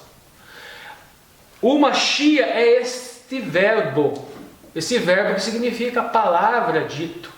Mas não só esse verbo, mas como os outros verbos encontrados no Gênesis, no Bereshit, que nós não vamos explicar hoje, nós vamos explicar na semana onde vai falar que o Gênesis... Duas semanas. Exatamente. Então é isso, gente. Legal. Agora nós temos aqui, a Bíblia não é Jesus. Então já começamos a falar aqui, o Ricardo já introduziu, né, Alexandre, um pouco sobre esse assunto, como que alguns falam que a Bíblia é Jesus, como que a gente pode entender? Eu acho a metáfora linda, é uma metáfora maravilhosa. Pensar que a Bíblia é a revelação de Deus e Cristo é a revelação de Deus andando entre nós. Então Cristo é a Bíblia que muitos leram no tempo dele. Eu acho maravilhosa essa perspectiva. Eu amo ela, só que ela é uma perspectiva que ela é limitada. É alegórica. Ela é alegórica. Eu não posso transformar essa alegoria em algo concreto, explícito da existência ontológico. Então, significa que a Bíblia corporalmente ela mantém ou ela contém a plenitude de Jesus Cristo? Não. Até ela mesma escreve, né, que não caberiam livros no mundo para registrar. Eu posso cultuar algo feito de carbono. É problemático, né? Aí eu separei aqui um texto de Hebreus 3, 1-5, que diz assim: Por isso, irmãos santos, participantes da vocação celestial, considerai a Cristo, Jesus Cristo, apóstolo e sumo sacerdote da nossa confissão, sendo fiel ao que o constituiu, como também o foi Moisés, em toda a sua casa. Porque ele é tido por digno de tanto maior glória do que Moisés, quanto maior honra do que casa tem aquele que edificou. Porque toda a casa é edificada por alguém, mas o que edificou todas as coisas é Deus. E na verdade Moisés foi fiel em toda a sua casa, como servo, para testemunho das coisas que se haviam de anunciar. Ou seja, a parte, vamos dizer assim, o filé da Bíblia para o judeu era o Pentateuco, os 5 livros de Moisés. E aqui no texto de Hebreus, eu acredito Paulo, só que a gente não tem 100% de certeza sobre o autor, está sendo explícito e dizendo o seguinte: Jesus Cristo é maior do que Moisés. Jesus Cristo é maior do que a pessoa que escreveu a Torá. Jesus Cristo é maior do que a Torá. Torá escrita. Jesus Cristo é maior do que o Pentateuco. Vou falar Pentateuco que fica mais explícito, né? Urumash. Jesus Cristo é maior do que a Bíblia. A gente não deve ter uma relação mística com a Bíblia. Sabe aquele tipo de narrativa que volta e meia aparece em ilustração de sermão? E aí pegou fogo na casa, morreu todas as pessoas, mas a Bíblia ficou lá. Ficou lá. Ou seja, as pessoas não são importantes. E deu um acidente de carro, capotou e teve gente desmembrada e tal, mas a Bíblia que estava no porta-luvas e toda a parte ao redor ali do porta-luvas não morreu. E o carona que estava no banco atrás do porta-luvas, que estava com a Bíblia dentro, não se machucou. E a gente não tem que ter uma perspectiva mística com a Bíblia. Sabe, esse negócio de a Bíblia tem que ficar aberta dentro de casa, nos Salmos 23, até amarelar, e quando apodrecer a página do Salmo 23, a gente muda para o 46. Essa Bíblia nem Bíblia é. Deixa lá. Não é usada? Não é usada. Eu não tenho o menor medo de sublinhar, de marcar X, de estudar, de escrever, porque a mensagem é santa. O livro é papel. As letras são letras. As letras são letras. E todas as letras testificam de Cristo. Não é Cristo quem testifica da Bíblia. É a Bíblia que testifica de Cristo. Cristo é maior do que a Bíblia. A gente vai passar a eternidade estudando Cristo. A gente vai passar a eternidade convivendo com Cristo. Aqui eu não estou falando da Torá ou da Bíblia enquanto instrução. Ou enquanto a mensagem que ela comporta. Da Urumash. Eu estou falando do texto. Urumash. O texto é limitado. Não estou falando que a gente tem que transcender o texto. Não estou falando que a gente tem que rasgar a Bíblia, abandonar a Bíblia de forma nenhuma. Não estou falando que a gente tem que ir além da Bíblia. A Bíblia é perfeita. A Bíblia é luz. Eu amo a Escritura. A Bíblia é mensagem de Deus. Homens santos da parte de Deus falaram, os profetas. Tudo isso é verdadeiro. Mas é perigoso o que eu estou falando é esse carbono. Eu não adoro a Bíblia, eu adoro a Cristo Jesus, que é testemunhado dele na Bíblia. É a questão da limitação material, né? Que fala assim, essa aqui é a palavra de Deus. Essa é a palavra de Deus. E aí você vai cultuando, não, isso aqui não pode riscar, não pode... Eu não posso ter uma interpretação diferente sobre um texto. Eu não posso fazer um exercício de tradução rapidinho, aqui ou ali. Pega a Bíblia ali. Enquanto ele pega a Bíblia, alegoria, né, só para vocês entenderem. É interessante quando você prepara a sua alegoria, que alguns leem a Bíblia, inclusive, mecanicamente. A gente reclama, fala que algumas denominações abrem a Bíblia lá e deixam lá como amuleto, mas tem pessoas protestantes que acham que porque ler os 5 capítulos da Bíblia, pronto. Eu li 5 capítulos, não entendeu nada. Tá? Vou colocar a Bíblia na cabeça do endemoniado para fazer exorcismo. Isso aqui é Rumash. Isso aqui é texto. O Alexandre está falando que isso aqui não deve ser cultuado. Isso aqui deve ser lido e aprendido, porque o conteúdo disso aqui é Torá. O conteúdo é Torá. E aonde que você pode guardar esse conteúdo? Você pode guardar em carbono, só que segundo o apóstolo Paulo isso não resolve o problema. Ou você pode guardar esse conteúdo Torá, Darumash, o Torá é conteúdo do Darumash, tá? Isso aqui. Você pode guardar isso aonde? Aqui. Resolve o problema? Ainda não. Ótimo. Você precisa guardar esse conteúdo aqui. Aí resolve o problema. Ricardo, se permite, eu posso decorar a Bíblia inteira. As palavras da Bíblia, a palavra própria não transforma. Não. Eu posso decorar a Bíblia inteira. Eu posso narrar ela em hebraico. Você pode ter a Torá na sua mente. Eu posso declamá-la Começo do conflito. Se ela não mover o meu coração para o arrependimento em Cristo Jesus e a minha vida para que eu me torne nova criatura, ela é estéril. E aí Deus vai falar do meu estudo da Bíblia a mesma coisa que Ele falou das ofertas lá no Antigo Testamento. Porque os seus dízimos, as suas ofertas, os seus carneiros, os seus sacrifícios, os seus sábados me são abomináveis. Eu não aguento mais, estou farto, chega. Por quê? Eles introjetaram a Torá na mente, só que eles introjetaram um monte de gente, no Peshat, só na literalidade. Eu vou guardar o sábado. Ele pensa que guardar o sábado é só ir para a igreja, não é utilizar o sábado para ter um relacionamento com Deus, com a família, com a natureza. Não, eles pensam no jejum, só na literalidade. Não pensam no drástico, conteúdo moral daquilo. Eu não me alimento, mas eu tenho compaixão com o pobre, eu dou com o pobre. A terceira dimensão. Mas o principal, gente, quando coloca aqui, é só o começo das dores. Por isso que é importante ler a Bíblia. Mas aí que tá, nós precisamos colocar, precisamos entender corretamente, precisamos. Mas aqui é só o começo. Começa o conflito, daí depois só por intervenção divina para tirar daqui e para escrever aqui.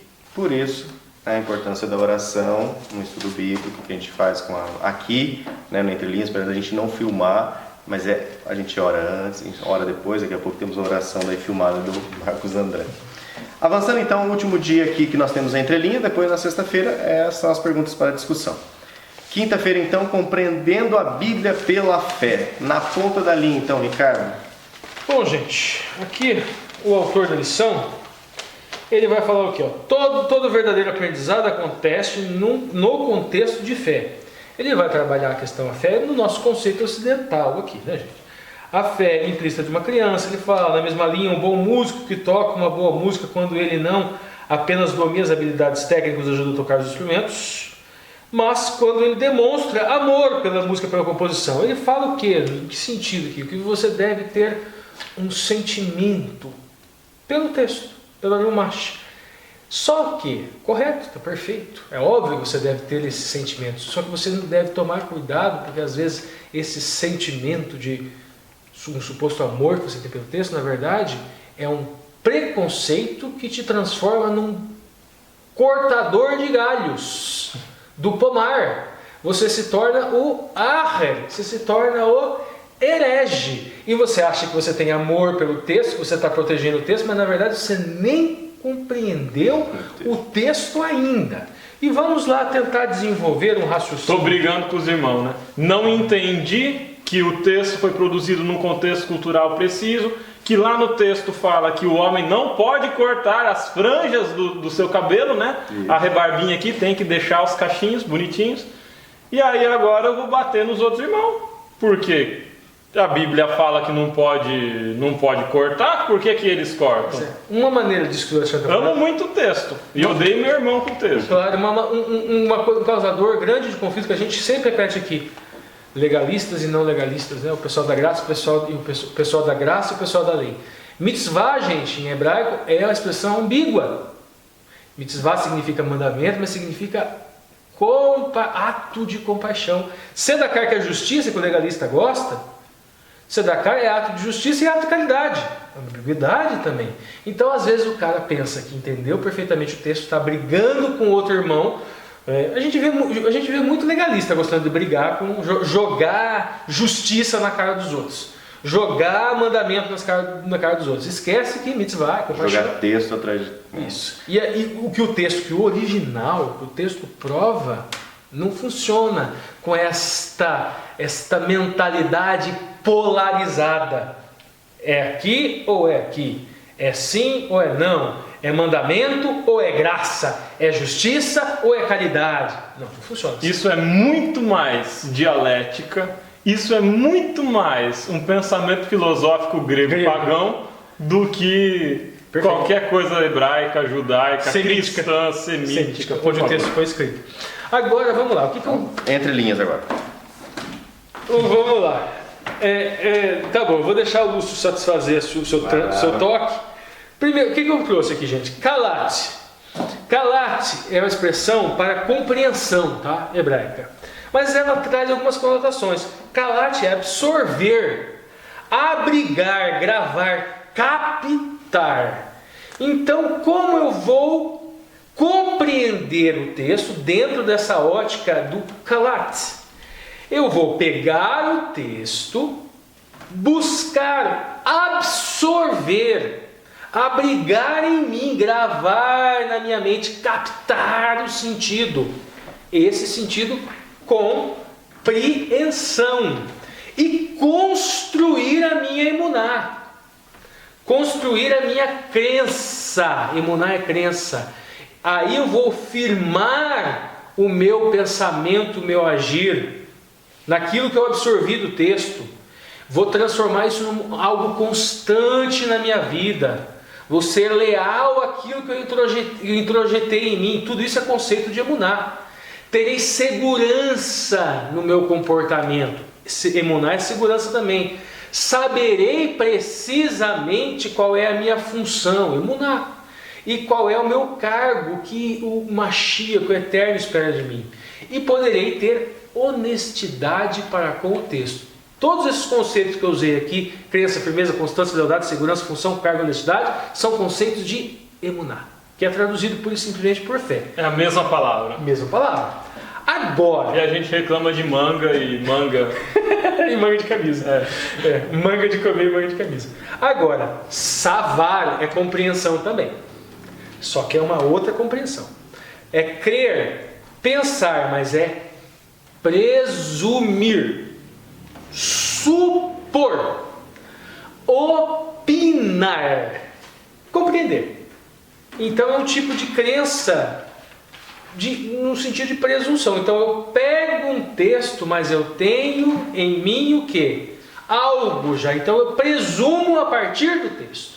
Eu crio uma presunção, uma suposição, uma opinião. Eu não vou buscar o conhecimento no texto. Eu vou dar o meu conhecimento ao texto. É diferente. Vocês percebem a diferença? Entre eu buscar que o texto me oriente e eu dar orientação ao texto, dar sentido ao texo.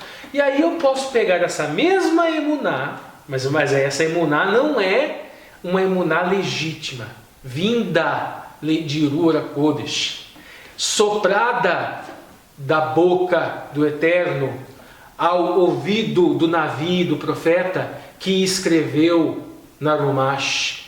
E não é o Ruach HaKodesh que está me fazendo absorver a Rumash, colocar na minha mente, no meu coração. Savar é presumido. Tudo aquilo que é presumido é que você coloca a sua carga no texto.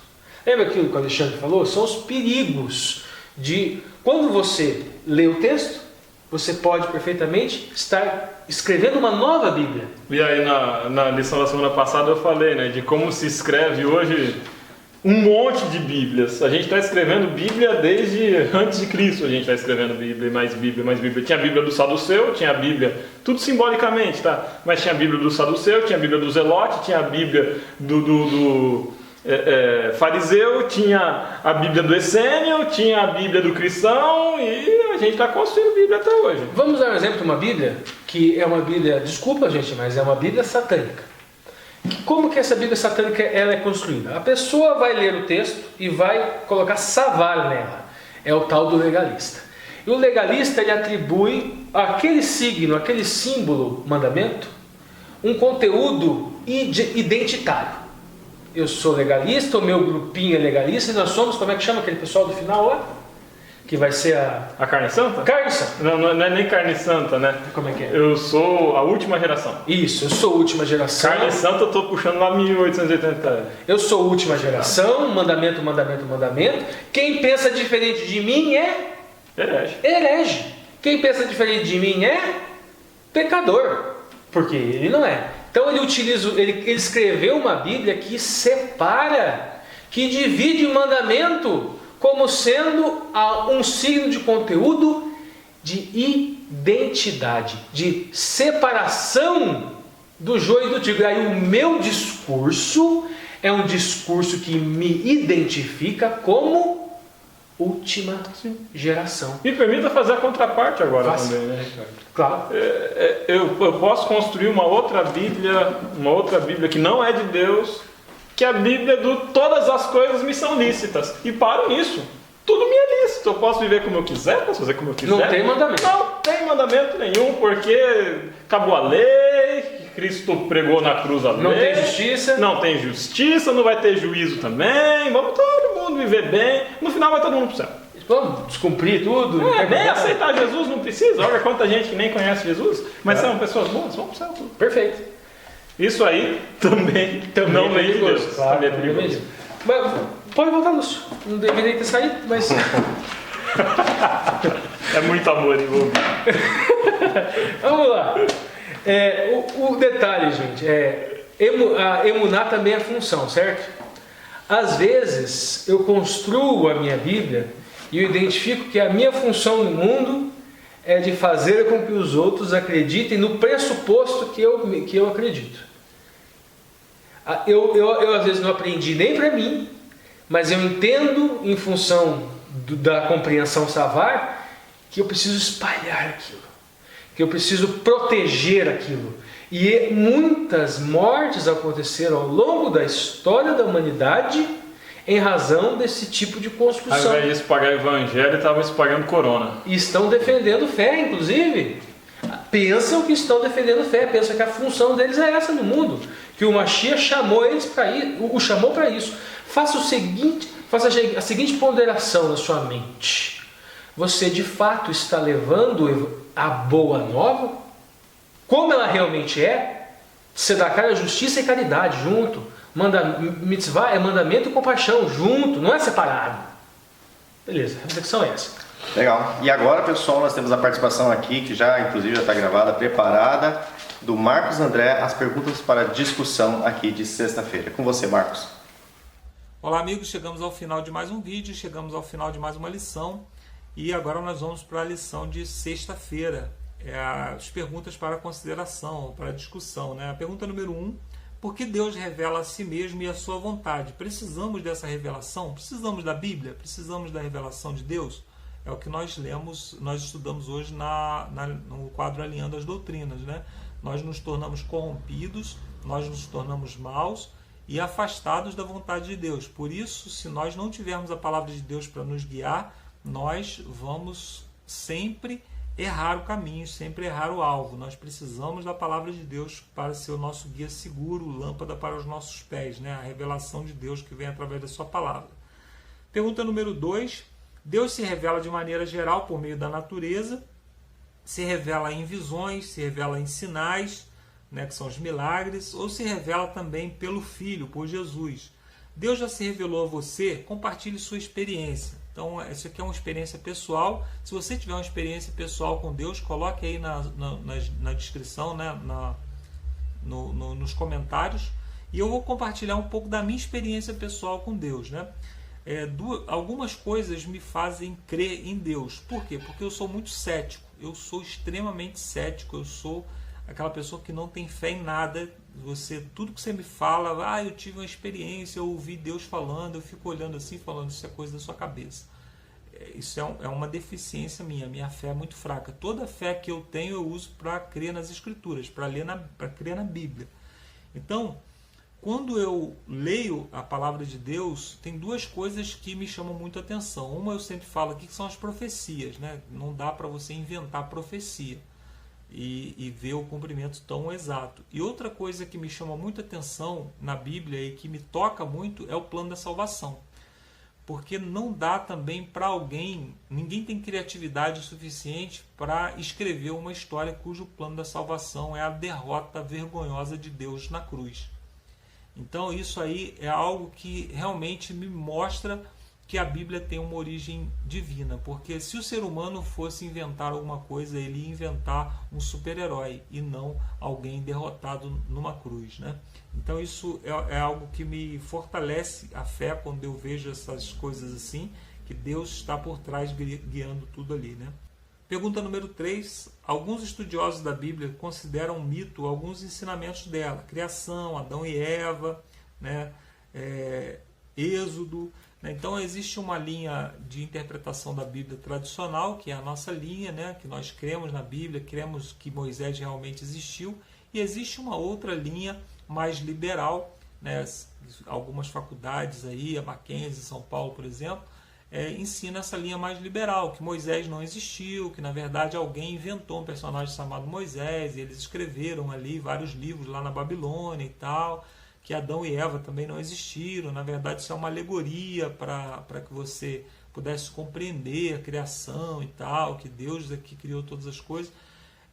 Essa linha é muito perigosa, porque ela começa a relativizar coisas da Bíblia, e as coisas começam a perder um pouco o sentido. Porque se nós relativizarmos o Gênesis, nós vamos relativizar o pecado. E o pecado é algo muito real. Nós podemos ver os danos do pecado ao nosso redor. Né? Nós estamos vendo aí esse vírus matando milhares de pessoas. Nós vemos aí a morte de milhões de pessoas todos os dias, por outras causas. Então o pecado e as suas causas, elas são reais, para que possamos simplesmente relativizar as coisas dessa forma, né? Isso é muito perigoso. 4. Deus revelou sua vontade na Bíblia, contudo ele deseja nossa ajuda para propagar a verdade e as boas novas da salvação somente em Jesus Cristo. Que tipo de Deus as pessoas veem em você e em seu comportamento? Como eu disse lá na nossa Alinhando as Doutrinas, né, no nosso estudo das doutrinas, nós somos a parte frágil dessa história. Então nós temos que todos os dias pedir a Deus para nos orientar, para nos guiar, para que possamos ser bons representantes, ser boas testemunhas. Né?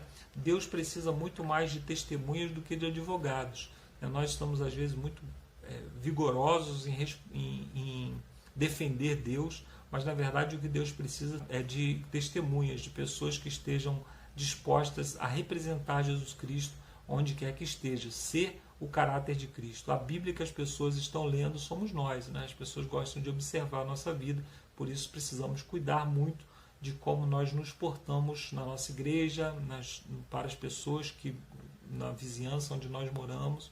Nós precisamos corrigir o nosso comportamento cada dia mais, para que possamos ser bons representantes do nosso Salvador. Vamos orar pedindo a Deus que nos capacite para isso. Santo e bondoso Deus, enche-nos do Teu Espírito, é o que nós te pedimos, para que possamos ser representantes Teus na cidade, no bairro, na comunidade onde nós vivemos. Te pedimos, Senhor, pela Tua graça, que o Senhor nos perdoe as falhas e os pecados, e que nos coloque, Senhor, palavras doces, palavras agradáveis para as pessoas que estão machucadas e necessitadas de Ti nesse momento. Te pedimos, Senhor, que o Senhor continue nos guiando e nos abençoando, para que possamos, naquele dia, quando Jesus Cristo voltar, estarmos para sempre com o nosso Senhor. Te pedimos e te agradecemos pelo nome de Jesus. Amém. Obrigado, amigos. Até a semana que vem e boa semana para todos aí. Valeu, Marcos. Muito obrigado aí pela sua oração, pela sua participação. E para quem achou que esse trimestre ia ser mamão com açúcar, que esse trimestre ia falar sobre Bíblia, assuntos, vocês estão vendo que a primeira lição, a segunda lição cheia de conteúdo, e a terceira lição vai dar continuidade ao que nós estamos falando, a visão de Jesus e dos apóstolos acerca da Bíblia. E aí vai ter muita entrelinha para a gente explorar. Espero que vocês continuem aí curtindo o conteúdo. E não se esqueça do apelo que eu fiz no início: compartilhe com uma sequência de estudo bíblico, que com certeza seus amigos vão conhecer mais dessa palavra. Porque agora acabou o doce. Esse negócio de corona, o pessoal não está vendo a gente para coordenar a lição, porque não tem lição para coordenar. Quem está vendo é porque quer estudar. Para aprender. Pessoal, nosso abraço e até a terceira lição. Tchau, tchau. Fique com Deus.